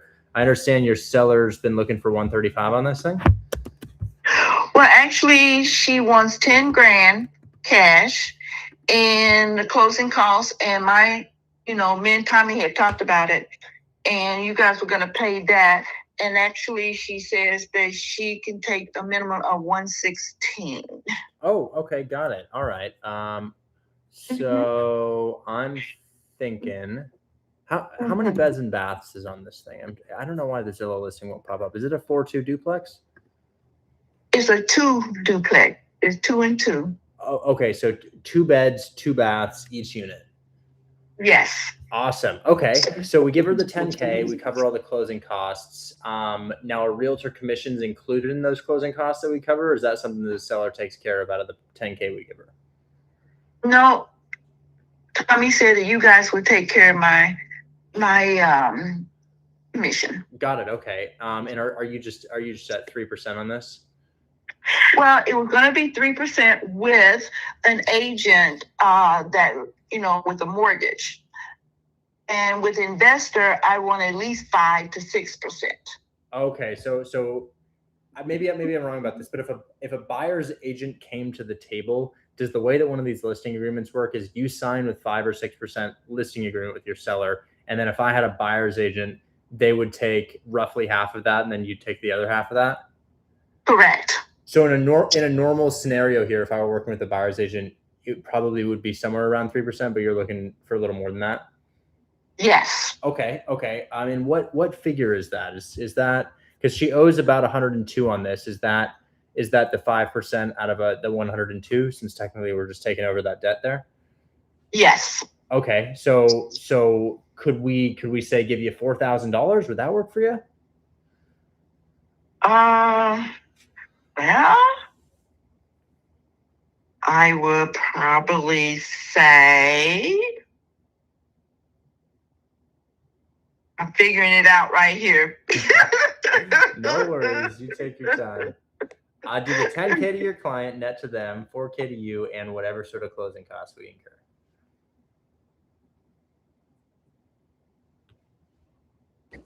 Okay, I can take $4,000. Perfect. Okay, great. How should we proceed? Should I connect you with the seller that we just did this with? Should we get a contract over to you?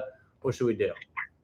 Get a contract over to me, because I would need to go over it with her and put all the details in it. Because I do know that you guys will probably take the loan over and put it in a trust. Yeah. If I'm not mistaken. Okay. It's kind of like if we had this. The way I discovered this is I was actually selling my property in San Antonio, Texas, and after my realtor commissions, I was going to lose like 10K on the sale. So I had a buyer approach me, and that buyer says, "What if we put this into an entity, like an LLC or a trust?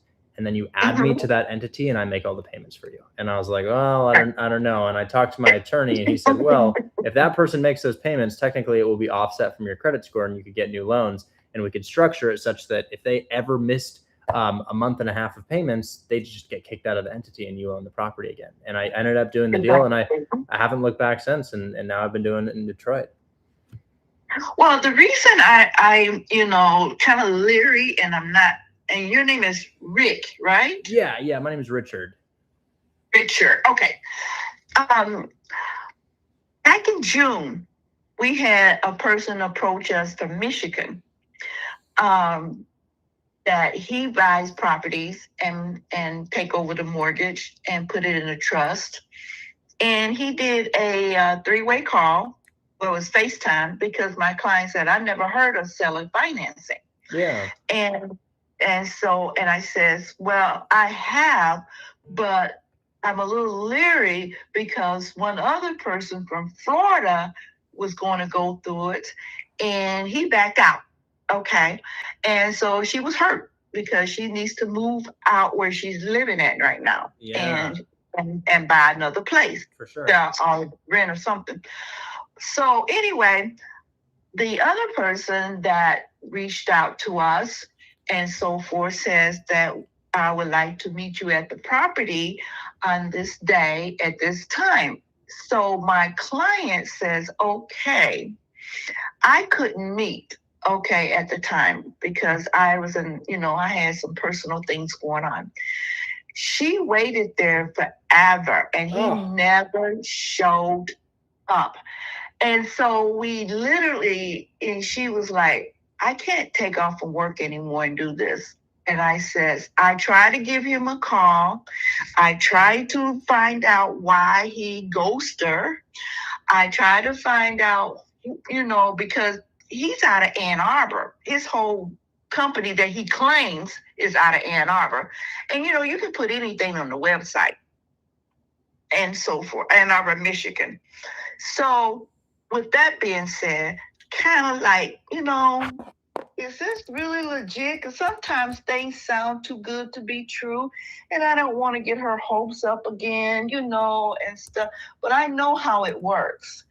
But if we go through it, it is a good thing, okay? And it is a win-win for everybody. So that's where I'm at. For sure. Yeah, she got burned. We need to handle this with yeah. Well, I've got I'll tell you what, I have two sellers I just did this with. I have one on Covert, and then I have another one, and both of those would talk about the experience. But in addition to that, I also own a number of these in Detroit already. I own 15820 Merlin Street, 11461 Sanford Street, and then a mid renovation on 16176 Tracy Street. And I'm looking for a listing agent to get that thing on the market here soon. So I'm active in Detroit. Gotcha. I'm buying in Detroit, and maybe we could do business in the future if I list that property after the flip. Well, I will be listing that property after the flip. But yeah, I'm real. I'm not in Detroit. I'm in Oregon. I've only been there once, but your real estate's a lot more lucrative than ours, so to speak. Okay.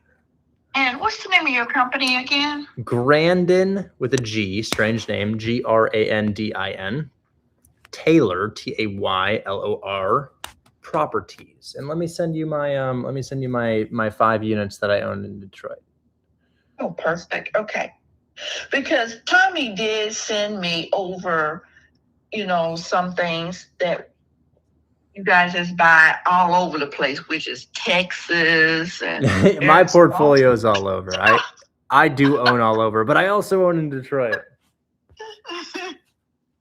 And so forth. So yeah, he sent me a bunch of those, and I just saw one in Detroit, which was 13605 TACOMA. Oh yeah, that's my I don't own that one anymore. I flipped it. That was a flip I did in November or so. It was a single family that we converted into a duplex. But yeah, we sold that thing for 146 back then. The ones that I own now, I'll tell you right now if you want to take them down. Yeah. I own 15, 8. Wait a minute. Hold on. Sorry. Let me write. That's okay. Let me write all this down. Okay, 15. 820, 15820. Mm-hmm. MUIRLAND,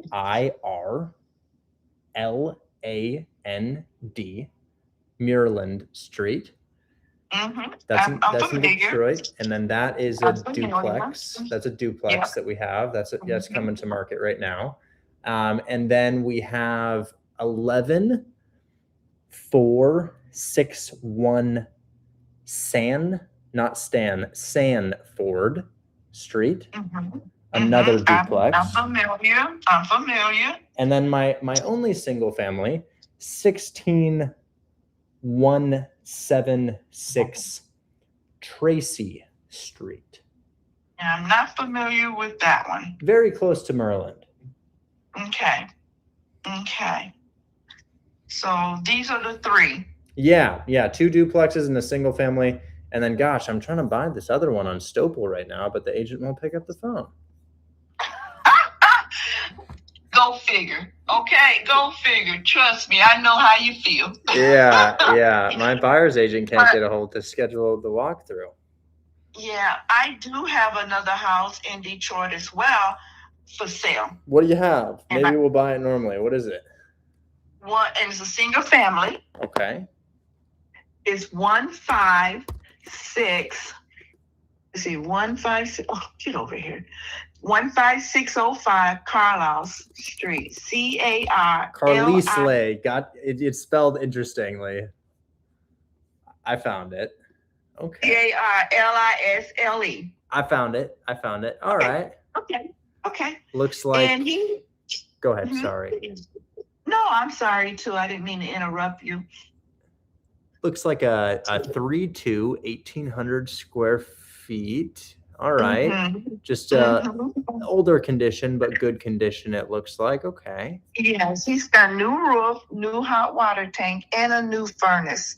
We had it sold through a mortgage company with a lady that was going through a mortgage. They did the inspection, and the inspection came back A-okay. There was nothing that was, needed to be fixed or anything. It's just outdated because he's been there for 77 years. I mean, he's been there for 30 years. He's 77 years old.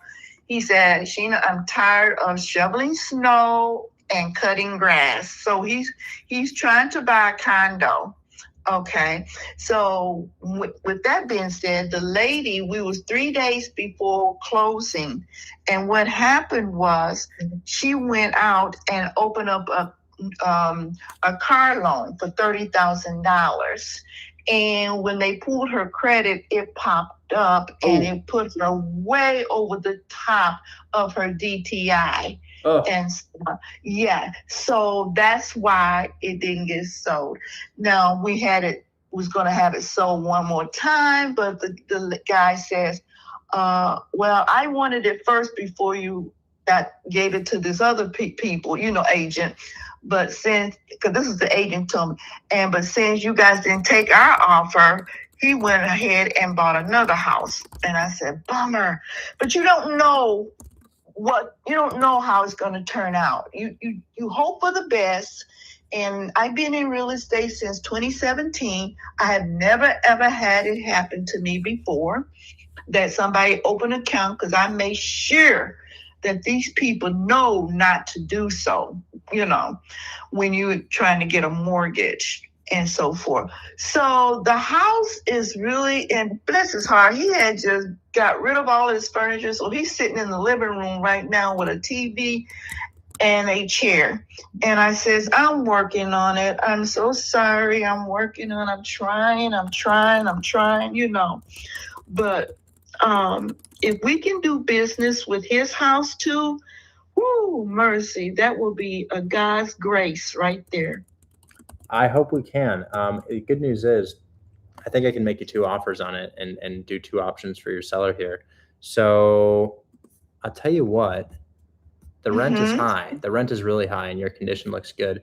So I think for the duplex? No, for Carlisle. For Carlisle, it'll rent for almost $1,500, which is really good. I know in that area. Absolutely. Yeah. And he owns that house right out too. So he don't own, a mortgage or anything. That house has been paid off. So yeah, I know it's $1,500. I could do 2 things here.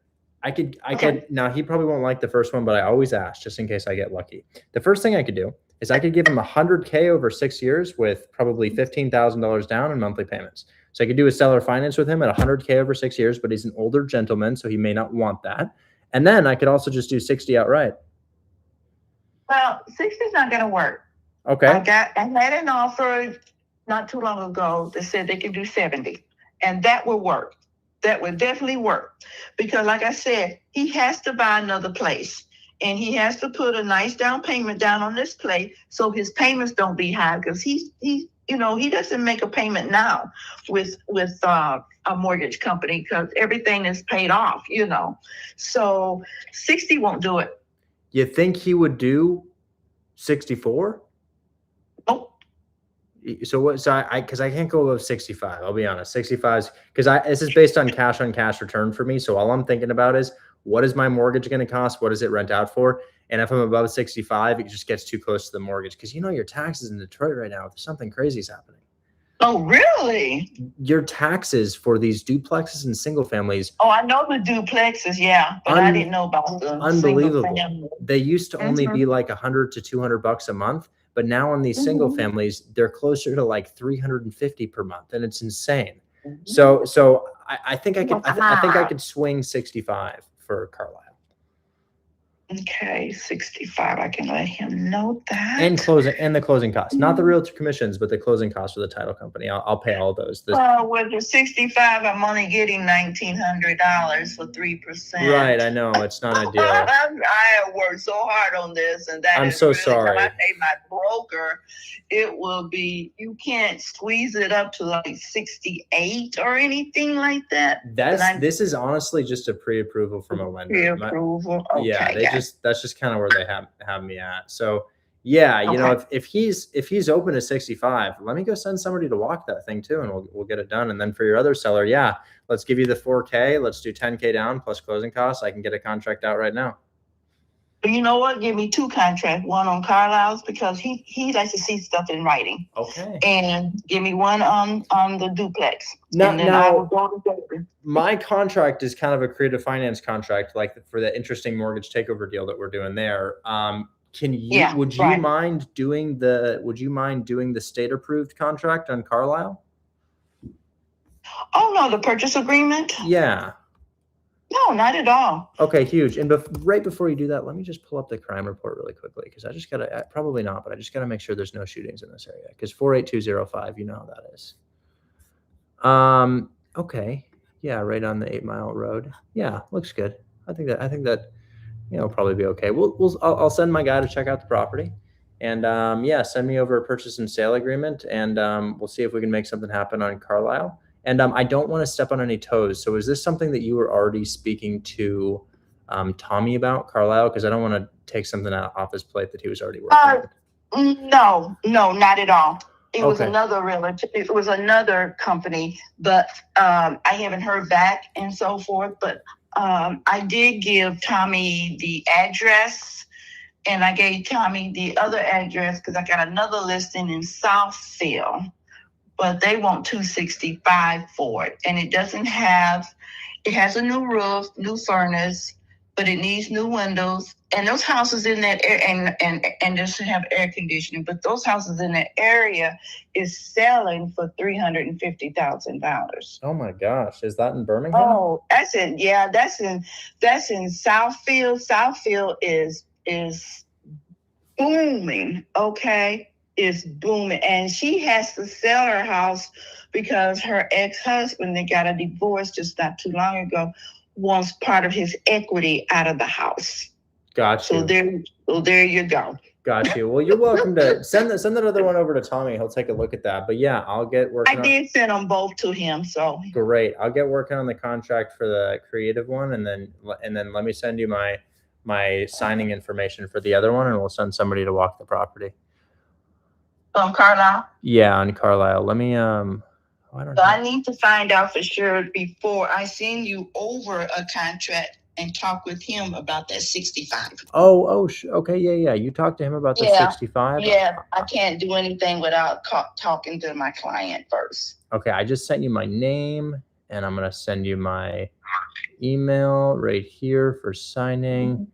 And then send me the name of your company again. Sure. My company is known as Grannon Taylor Properties, but my LLCs in Detroit are Tacoma Street LLC, just like the Tacoma property he told you about. Oh. Yeah.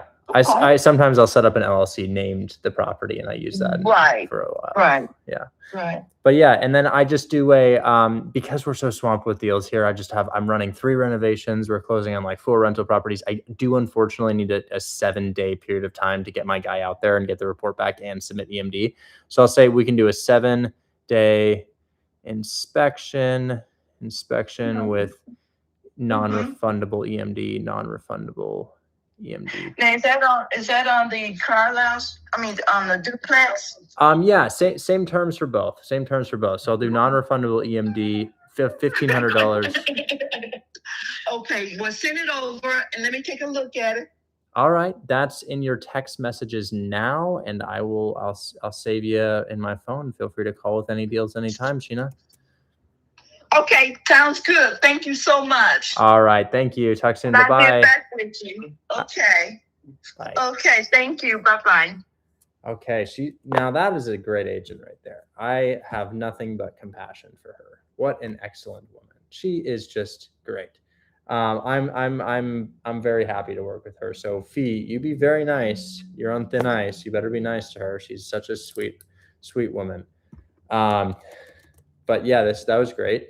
So yeah, we'll draft up the contract and then we'll see what she says about Carlisle. What is Carlisle, you may be asking? Well, Carlisle is a single family 3-bed 2-bath that will rent for $1,460, and we just offered $65K. 100% that'll hit a 20+% cash on cash return. If we are able to get that at 65 and send it to the buyer at 70. Somebody says, can we get on a call? Bro, I can't just hop on a call with you. We got a lot of people in here who are waiting for questions. So if you want to chat, hop in my Discord and we can talk. Okay. Hey, Richard. Yeah. Hey. First of all, awesome. Thank you. That's fantastic. This is great. I was just thinking, just hit me in the head. You got kind of a 2-for-1 there. And I don't know, can I maybe get kicked up to VIP status for the? What do you mean VIP? I mean on the lightning leads on the buy box cartel. I'll cut you in on Carlisle, but Carlisle is one that I got from you technically because that agent was from you. So yeah, we'll do Carlisle. We'll go 50-50 on Carlisle. And you're the man. Yeah, we'll make that happen. No problem. I mean, of course, if they say yes to the 65, but yeah, we'll see. She's a gem. She's great. Love her. So Carlisle, and then we'll say Sheena running 65K by her client, and then we should be able to assign that for 4 to 5K. I know it's not much, but hey, picking up 4 to 5K, we'll take it. And then contract. I need to do a contract for the other one, which should be fairly simple. Usually I can knock those out in just a moment here. So guys, I'll share my screen and I'll show you how to do a mortgage takeover contract.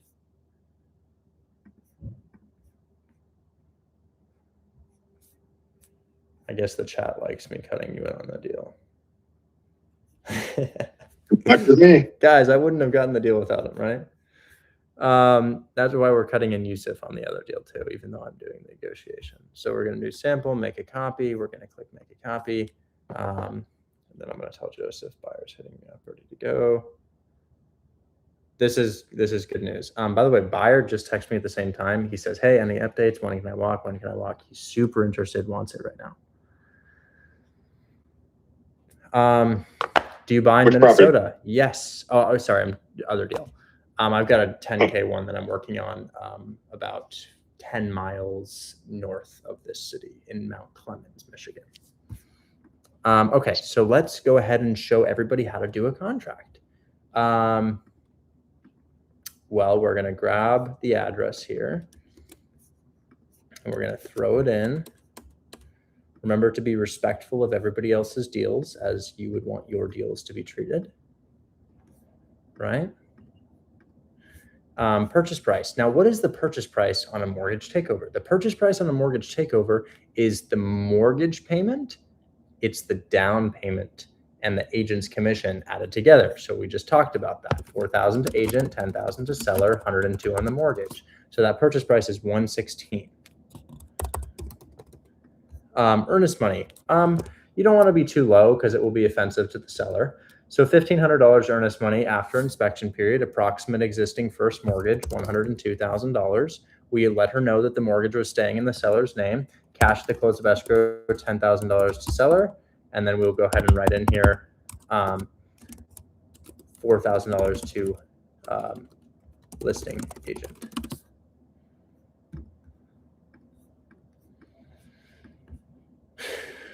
Okay. So close of escrow, we're going to go ahead and say close of escrow could be September. God, the months just fly by. Wow. September 13th, I'd say, 2026. And then I'm going to call this debt takeover agreement just so she's like, yes. Or mortgage takeover agreement. 102. And what I love is that you pulled this lead right off of Zillow. You pulled it right off of Zillow, man, because that's, I know I get leads in all these creative ways like social media guys, But you can still pull this shit right off of Zillow, just like that 10K assignment we have going on with I mean, so many of you, but the one in Mount Clemens that I was just talking about, we already wholesaled that for 15K. We're squeezing another $10,000 out of the same house, totaling $25,000 in 3 months off of one property or two properties because it's a package. But guess what? Listed for sale on Zillow. So here's this seller's name is Christina with a Y, Half Day. That's kind of a fire name. Christina with a Y, Half Day.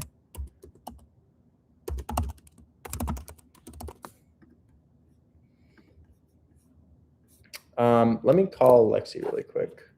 Call Lexi TC. Calling Lexi TC. Y'all can meet with me one-on-one via the link in my bio. There's a link in my bio to do a one-on-one meeting. We can if you want. That's actually how this guy got his start. He started one-on-one with me, and now he's off to the races, crushing it.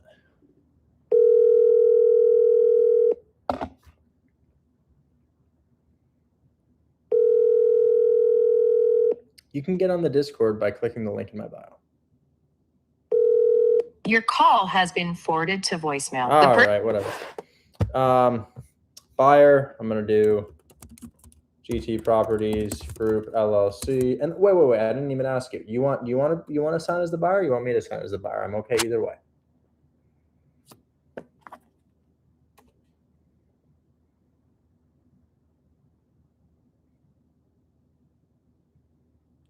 Sorry, I can't hear you, Tommy. Can you hear me?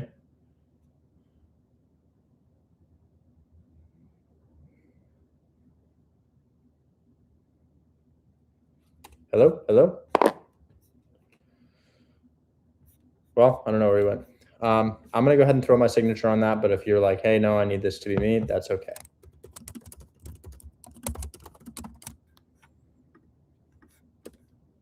Dude, sorry, I was out of the room on mute. What were you asking? Sorry. Would you like me to sign for this, or would you like you to sign for this? Either or is okay with me. While you're at it, if it doesn't matter, yeah, go ahead. Some people want to, just in case I'm like gonna steal their deal or something. I hope that that's not my intention. But I trust you. Yeah. So seller carryback is not a factor here, so I delete the seller carryback. What is a seller carryback? A seller carryback is the seller financed portion. And then this will. I have to go on mute one more time, Richard. I'm sorry. If you need me, like I'll be like a 10-second delay. No worries. Sounds like he's juggling multiple things at once. Love it. This is August. When is my pickleball court ready? Pickleball court is ready. Earliest time available, 7 p.m. Yes.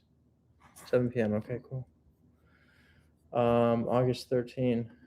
I'm going to say 14th because it's going to take time for them to sign. And then we're done. That's it. And then I just click File, download as a PDF, drag and drop that thing to my desktop. If I can.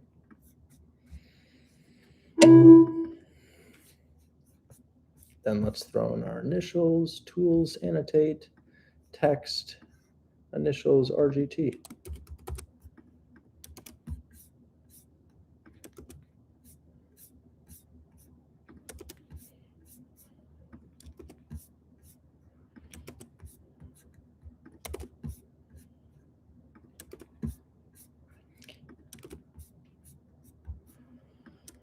Then I might transition to the table because I've been standing for like 2.5 hours. Probably good for me though. Can I do this from Canada? Yeah, bro. That's like my most commonly asked question. Or how do I start is probably my most commonly asked questions. But can I do this from Canada? Yeah, bro. I have a house in Atlanta, Georgia, and a wholesaler in Canada found it for me. And I love the property. It's a great property for me. So I'm going to send this to you. Can you send it to her? Because I don't think I have her email. So here's my signed contract for Pinegrid. Just get this thing signed and then let me know when you have it signed, and I'm going to bring you up tomorrow. Tomorrow at 2 p.m., remind me to bring up Tommy DH 1279. Okay. I added bring up Tommy DH 1270. Guys, I'm going to briefly explain what the model is here because I have so many people on TikTok asking. I see that y'all are asking questions from TikTok. TikTok, I'm advertising to you right now. You see all these people who are in this group right here watching this stream? These are all members of Hold My Hand Wholesale. They're all watching my screen share and coming up for questions. This is the stage. These people come up and ask me questions. Sometimes I call their sellers. Sometimes I answer their questions. Sometimes I tell them their deal is bad and that they shouldn't do the deal. The arrangement that we have here is pretty simple. In Hold My Hand Wholesale, that's what this is. That's what you're watching. It's called Hold My Hand Wholesale. It's a monthly subscription of $20. What does $20 get you? $20 gets you access to 5 to 7 hours of classes per day with courses. $20 also gets you access to my live streams every single day where I help you in person every day. And then you can also send us your deals for us to sell for a priority split. So it's a program, it's a community, and it's called Hold My Hand Wholesale. We take you from no knowledge about real estate to real estate expert. And that happens through a series of classes that we run every single day. I personally run three hours of them per day, Monday through Friday. And then my community also runs other classes on top of that per day, totaling 5 to 7 hours per day. You're not working for me. We're working together. You send me your deals. My team sells the deals. You keep the majority of the profit. Now, if you want to partake in that and you're on TikTok right now, well, it's really simple. You just go to the link in my bio. This is my TikTok right here. Go to the link in my bio and you click the first link like this. You click this link. And then when you click this link, you click the first one right here, join Hold My Hand Wholesale. And then you show up. That's it. That's all we do. So yeah, you just make sure you show up to class. Most people who join never show up to class. And I'm going to send you this, Tommy.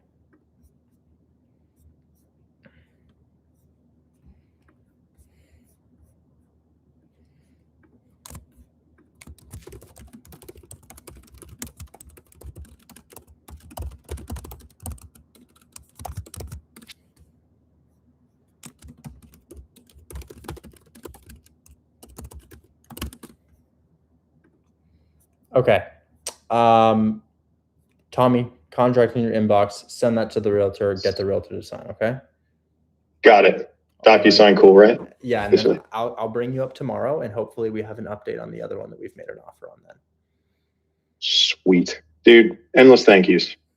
Here to help. Guys, if you like Hold My Hand Wholesale, go to whop.com and leave us a review illustrating your honest opinions, okay? All right. I got to answer some of these questions, but we're going to relocate to the table because I've been standing for way too long. All right.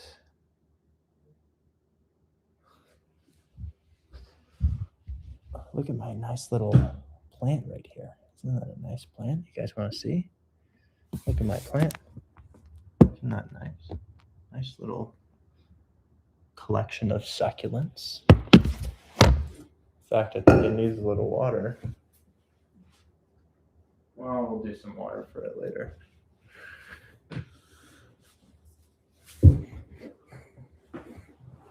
Get a bonsai tree? I have one. It's over there. It's got a little fisherman with a pond on it.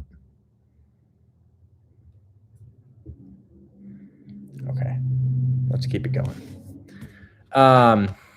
Okay, how do you know what amount to give the seller on a creative deal? 10% down is the standard. It's standard 10% down. Ping pong, pickleball, next move to tennis. No. I've played tennis before. Didn't love tennis. But Mike, you know what I do like? Badminton. I love badminton. I played it in college. Not like on a team, just like the pack class badminton. I love that. You got this, Ray Wood. You got this. Start making some calls. What's bad? You don't know what badminton is, Yusuf? Don't tell me you don't know what badminton is. That's crazy. You get a treadmill to put in front of your desk. I think about it sometimes. That would be pretty crazy calorie burn, 2 hours of walking. Okay, well, we got a couple more people here. We'll start with Yusuf because he always has some crazy shit to show me. What's going on, Yusuf? Hey, Richard, how are you doing? I am okay today. How can I help you? Well, I finally made my first mortgage takeover deal. um, I've sent you everything. I'm not sure if it will be a deal. I feel like it's more likely for a tenant buyer. It's in Atlanta, Georgia. I offered them $15K to take over the mortgage and cover all the closing costs and realtor commission. I thought that is right, but to be honest, I'm not sure. What do you think? Okay, so mortgage takeover rules. I know you're new to this, so you're gonna learn the rules again. And you're not new to real estate, but you're new to this type of deal. So the rules for mortgage takeovers are, if they cash flow, you can do 10% or more down, which is great a lot of the time. So if a deal is cash flowing 10% or more down, how does it cash flow? It needs to be cheap properties like Detroit properties cash flow, Cleveland, Birmingham, Akron, Columbus, Dayton, Canton, Memphis, Indianapolis. Those things all cash flow. That's why we were able to offer this person $15K down on the deal that we just did in front of you on the mortgage takeover, which will probably sell for $7,000 to $10,000 if they say yes. Inspections don't really matter as much on those because it's a massive value add for the seller to be willing to give this to us. So it's not that the inspection doesn't matter. It's that it's much less stringent than the inspection that you're used to, Yusuf. So you don't really have to worry about that. It's a lot better of a process, so to speak. What else? If the property does not cash flow like your property per the location, I'm guessing the mortgage is pretty close to what it rents out for. If that's the case, the only way we can give them a down payment is if the house is super, super beautiful, desirable, or, and I'm talking like Los Angeles, New York, something like that, Hawaii, or if the property has a stupid low interest rate, like 3%, 2-3% interest rate, which we don't really see very much anymore. So I will check this out. It's in Southwest Atlanta. I own a property about a mile away from here in Atlanta, and the houses are usually 200 to 300K in this area. So let's check. Yep, 220K. House looks like a normal property. Doesn't look like anything special. I'm guessing that it's not really going to cash flow too much. Let's find out if that's the case. And unfortunately, if that is the case, we can't offer them much of a down payment. So searching the property address, $1,800 in rent. And the property has a mortgage statement here, which I'll drop in the chat for everybody to see because this is a really good learning lesson for everybody. $1,800 in rent. And then it looks like there's arrears in excess of $20,000. So it looks like they have $22,792 in arrears. So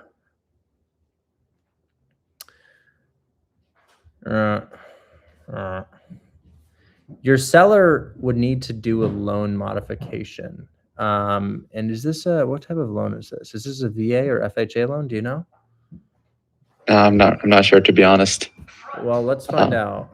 So a loan modification is when you go to the bank and you ask if you can put your back due amount on the back end. Now, this is an FHA loan. Wow. And it's a 2.7% FHA loan. Now, is that what the no, it's 3.75%. That's okay. That's a good rate. Mm-hmm. I still think 15. But monthly payments is really high, though. This is what I didn't understand. So I offered 15K down because she told me it's about 3.75% interest rate, and she bought the property for $185,000. So I did the math, and the mortgage payments was about $600. But if you can see the taxes are too much too. So, and they have rears too. So the monthly payments PITI is about $1,550. So what they've done is they've taken the 22,000 and divided it by a number of months and added on top of the monthly payment to catch up that payment over time. So you have to go to your seller and say, this $22,000 will be due on sale. They will take the house if you don't pay back the 22. We can't pay back the 22. We can honestly only put down 10K. I don't, and maybe it'll sell, maybe it won't sell at 10K because it doesn't really cash flow. But what we'd have to do in this scenario, Yusuf, is you'd have to go to them and ask them to call the mortgage company, and I'll write this out. Can you call your mortgage mortgage company and ask them to put the 23K on the back end of your loan. More than half the time they say yes if it's a conventional, or I'm sorry, FHA loan. Go to them, say that, come back to me, tell me what they say, okay? Got it. But it's most likely it's not for an investor, right? It's for like a tenant buyer more because a tenant buyer is found by an investor. So you're going to have an investor buy Oh, it, and then okay. the investor will look for the tenant buyer. It's hard to find retail buyers that actually want to put down payments to buy these houses. More so, that's a strategy for after you've closed on the property. Got it. Okay, sounds awesome. Absolutely. Talk soon.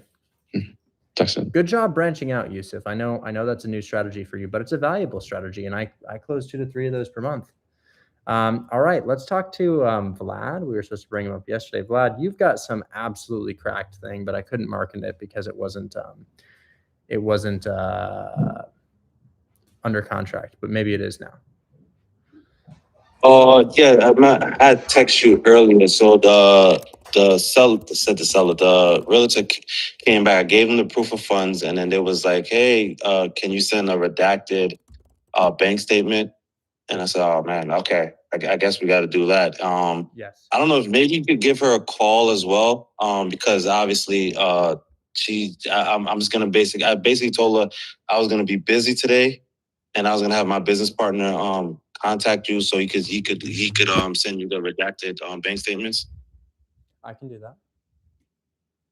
I'm gonna send you her info now.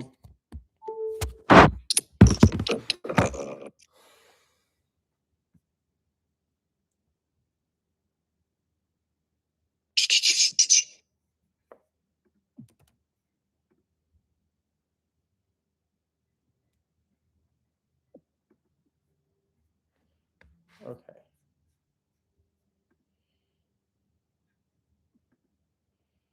Statements, July, download as a PDF. I'm going to take a screenshot of page 1 here.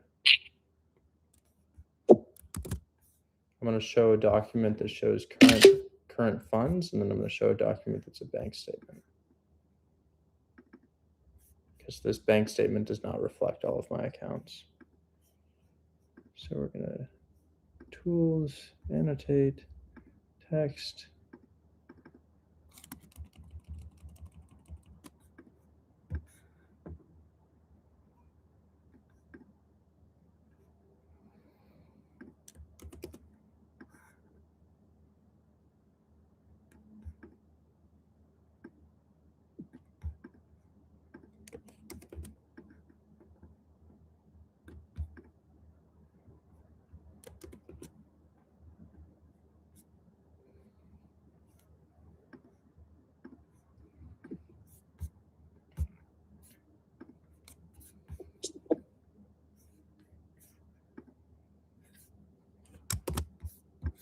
Okay, first one shows current funds. Second one is a redacted bank statement showing monthly income.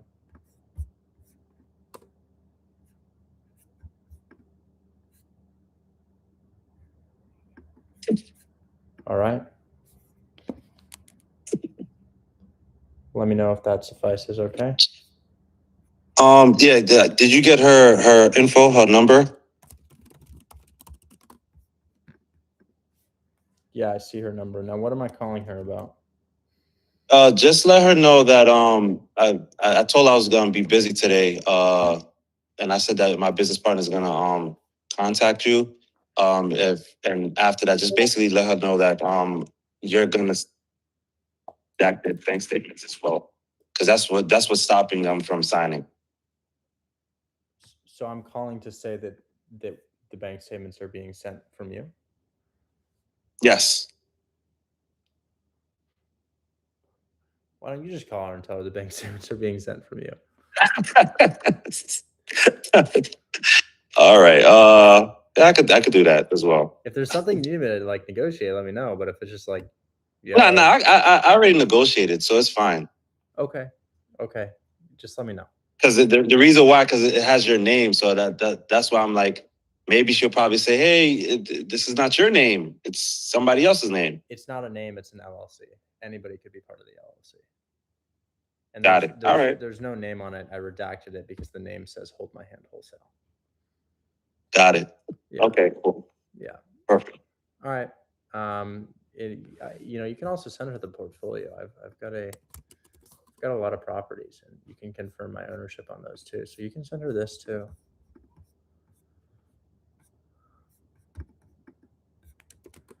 Closest one I own is in Pennsylvania. All right. We'll talk. Okay. All right. Let's talk to Jesimar next. Jesimar, what's going on, dog? How you doing, man? I'm okay today. How can I help?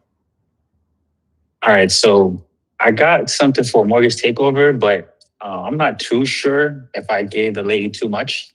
It's in your DM. It's direct to seller, so it's going to be on market, but she's going to pull it off the market because her realtor is not doing anything. So I told her $6K net to her.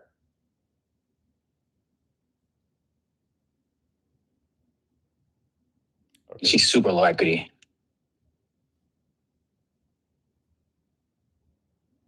So I didn't know if I offered too much or too little. Checking.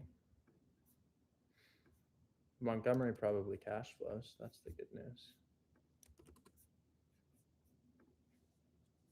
155, 32, 1650, probably owes like 145, which probably costs her like $1,200 a month. She owes 142, and that does cost her not yet $1,200 a month. Doesn't look like it cash flows. There's a tenant in there right now for $1,450. Oh, and all in payment at $976. I got her mortgage statement. All in is $976. My fault. Really? Yeah, her all in is $976. Wow. And because you sent me I seen her mortgage statement, so oh, good. $976, and she's renting it out right now for $1,450. Got it. And to the guy who asked how I make money off of these, that's how I get a seller to agree to $0 down. Then I find somebody like you, and I'm like, hey, you can own this house for $5K, and then somebody gives me $5K. All right. I got a text shell really quick.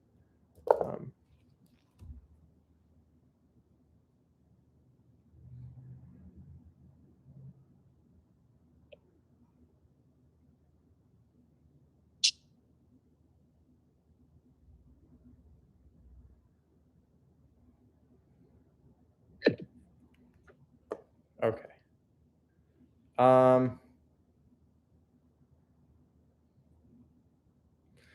I think it works. What did you offer him to take over the debt? And what's the interest rate? Like 6? Yeah, it's a 6, and I offered 6.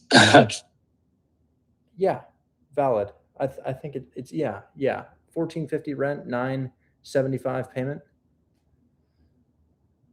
Yeah. Somebody 6K down to her, net to hers. No realtor involved because she's gonna let him go. Somebody to pick it up. Yeah.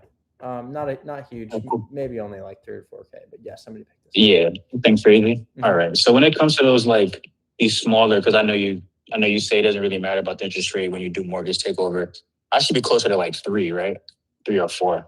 Well, I just offered 14 down on one. The difference is it's a duplex that'll rent for $2,500, and their payment's probably $1,300. So if the cash flow is there, you can give it here. Right. Very tight, but I think what you've offered works. Yeah, I mean 3K down, you might be able to make like 5 or 6K. Right. All right. Cool. I know that's all I really had. Thank you though. Yeah, absolutely. I got people asking about the moss wall. Guys, the moss wall came from a store called Arium. It's like 10 by 13 feet or 10 by 12. I don't really know, something like that. And Arium, it's actually 4 pieces. This thing divides into 4 pieces. You just can't tell. And they came in and attached it all to the wall for me. What's the most you've made in a month? Net or gross? Because that's different. I think the highest amount of money I've received in my bank account in a singular month has not been recent, but around a year and a half to 2 years ago, Hold My Hand Wholesale was doing unbelievable numbers, and I think I probably did around 380,000 in a month. Does that mean that I kept 380? No, I probably kept closer to 200,000. Okay, so we will talk. Does the Mosswell give better air quality? It's preserved, so it's not. It is not alive. It was alive, but it's preserved. It's like petrified. Anyways, we have Mr. Omar and then PDC guy. Omar, what's going on, man? Hey, Richard, how you doing?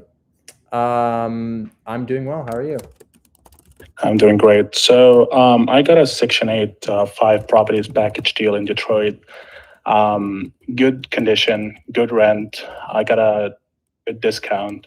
But the thing is, it's some kind of war zone. I just DM'd you the addresses and details.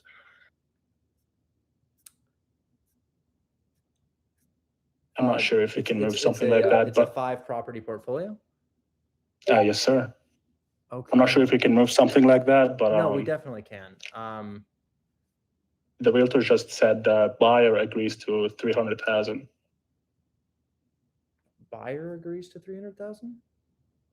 Yeah, that's what I understand. I need to call him, but he just didn't pick up the phone. Are you talking about the seller or the buyer? Oh, I'm sorry, it's a seller. 300, so that's 60K per. Yes, sir. Good.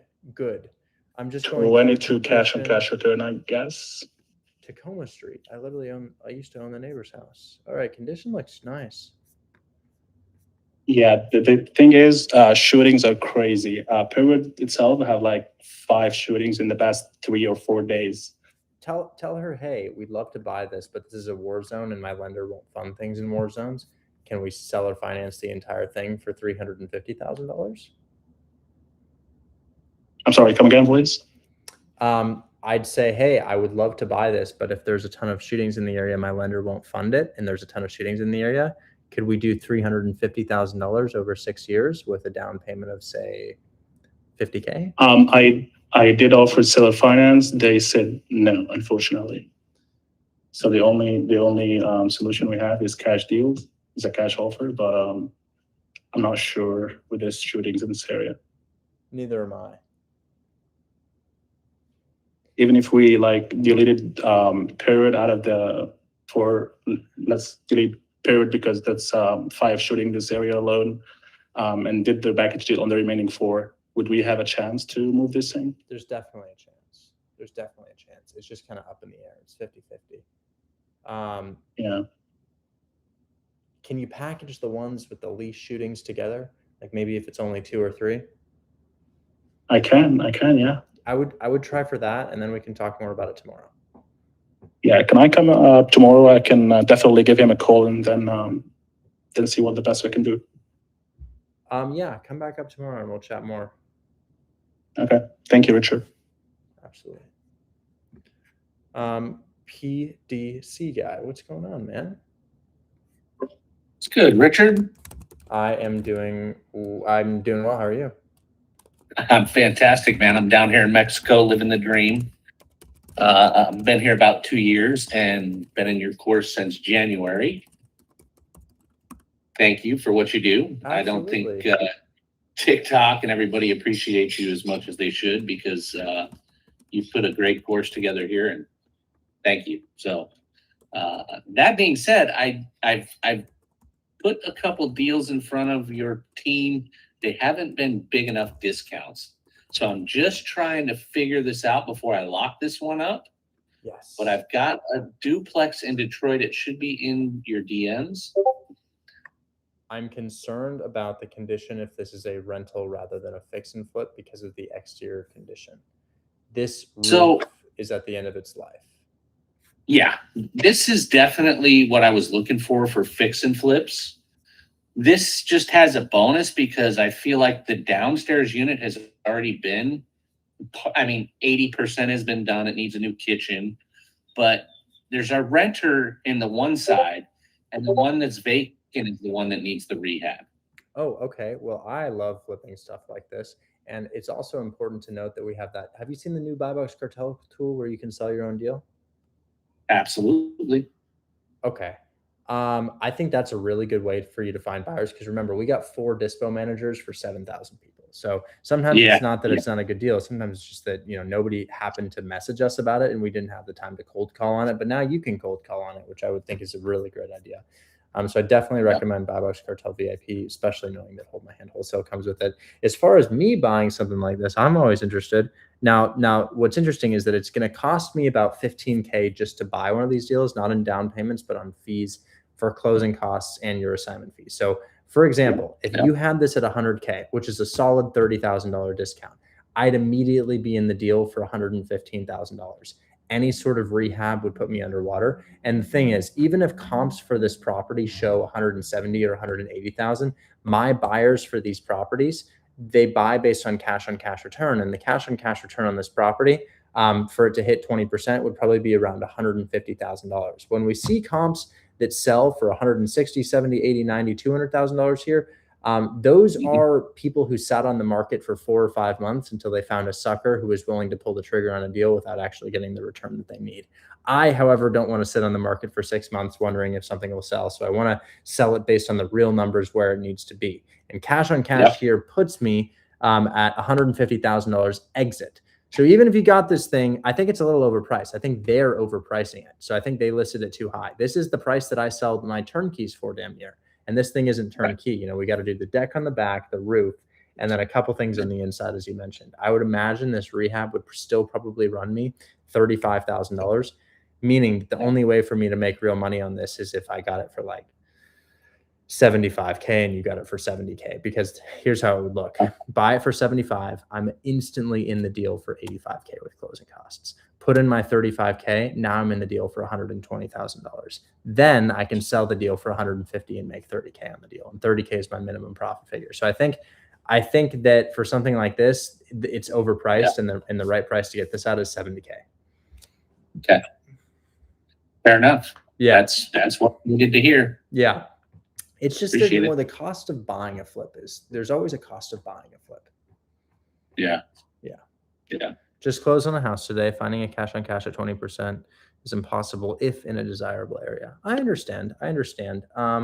Desirable though. Desirable to live in or to invest in? Because if it's desirable to live in, it's probably not Detroit or Cleveland, Ohio, period. Those are not exactly destination cities. So I wouldn't want to live in Detroit. I wouldn't want to live in Cleveland. However, there are parts of Cleveland, Ohio, and Detroit that are relatively safe. Not a lot of shootings that could offer a 20% cash on cash return, and good tenants. I just wouldn't want to live there. So I agree with you, but also desirable to live in or desirable to invest in. I posted a video called "Real Estate is Dying" when I was about a month and a half ago. And the reason I posted a video called "Real Estate is Dying" is because there's only a handful of cities in the United States where real estate still works in terms of rental properties. The norm for the past 200 years of real estate investing is if you buy this property, your mortgage is below the rent on the property. That now only exists in about 8 states in the United States. There's only 8 states where you can buy a property, like a single family or a multifamily, where the mortgage is below what the house rents out for, unless you're looking at a commercial property and it's a much, much higher price point. So single family houses, they don't make any money anymore in the United States. They actually lose money per month. And honestly, almost all multifamily does too. So if you're looking for a multifamily for 500, 600K, it's going to lose money no matter what it is, pretty much, unless it's this commercial property. Cash on cash means that it's referring to the amount of your down payment that you get back year one. So if your down payment was $100,000 and you get 20K back in cash flow year one, you're looking at a 20% cash on cash return. That's how that works. Anyways, guys, let's give away something with the wheel spin. How about we do a month of VIP? Or do you want to spin the wheel? Month of VIP or spin the wheel?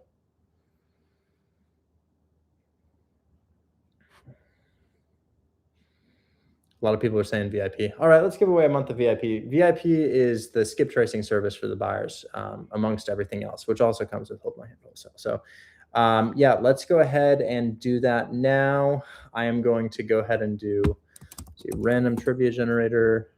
Let's find some trivia. Ooh, I like this one. We got a biology question for you. Here's a biology question. Basic biology. Ready? Lock in. VIP does have lightning leads as well, right? Ready? 3, 2, 1. What are the tiny air sacs in the lungs called? That's right. River, that's right. You win. That's right.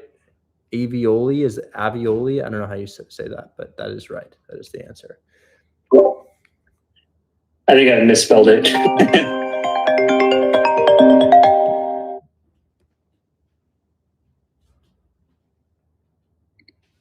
Okay. All right. Yeah, I'm going to have this added to your account right now. Sweet.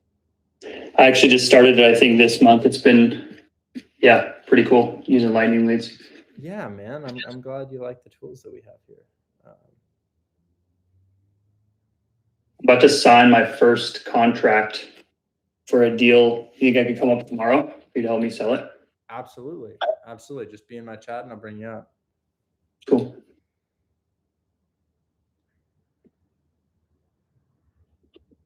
All right, guys, that's my stream for today. Thanks so much for hanging out with me. 2.5 hours. Appreciate you guys. And we will catch you all tomorrow on the next one. Peace. Enjoy. Have a good night. Chat, if you liked what you saw today and you're like, I want to join Hold My Hand Wholesale, that's it. I've seen you on my For You page for too long without taking action. Great. Here to help. I am going to go ahead and show you exactly what to do. Take your phone. Go to my TikTok, click this link in my bio right here, and then click this first link right there. That's all.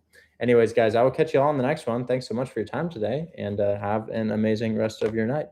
Same with YouTube. See you guys. YouTube. What's up, chat? How we doing? We are looking at www.hmhw.group if you would like to join. And I'll catch you all on the next one. Bye-bye.